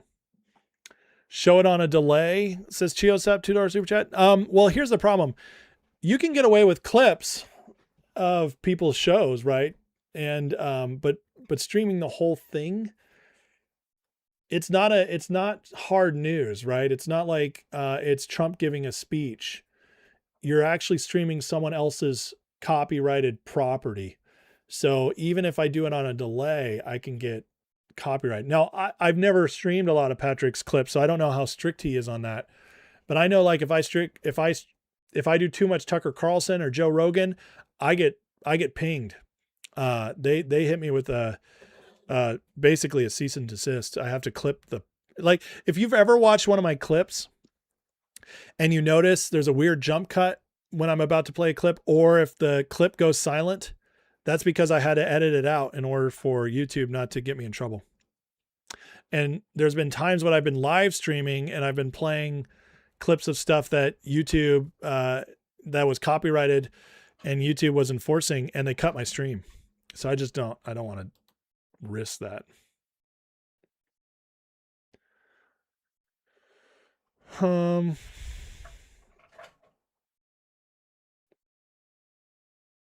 Paramount Tactical's live streaming it. Interesting. Yeah. I don't know how strict Patrick Bet David is on his show. If he, so I'll tell you what, I'll do some research. And if you guys see me show up tomorrow, then it means at 10 a.m. that means I'm live streaming. Otherwise, it'll be the same time for my show at noon, and I'll cover the highlights. Okay. So, all right, guys. Well, I got to head out. Thank you guys for watching. 3-hour show today. So I hope you feel like you guys got your money's worth. But again, thank you to everybody who watched today. Thank you to everybody who gave super chats, everything. Love you guys. Appreciate you. Hit that like and subscribe on your way out. And Motley Cruel says I will get a copyright strike. So I'm pretty sure I will. But like I said, I'll look into it just to make absolutely sure. But anyways, let's end in a prayer. Call it out. Call it a day. And then I'll see you guys tomorrow. So Heavenly Father, thank you for today. God bless everybody here. Thank you, Lord, for their support. And I couldn't do it without them. Father, I pray for a blessing over our president and everybody working with them, God, that you would help navigate them towards every way they can just break all the enemy's plans for our nation so that we can prosper moving forward. I pray for more exposure, more justice, and God, that you would stir and be with each one of us as we make decisions on whatever we can do to make sure our country is better for our kids, our grandkids, our great-grandkids. In Jesus' name, amen. Bless you guys. Have a wonderful rest of your day, and I'll see you tomorrow, Friday. See you then.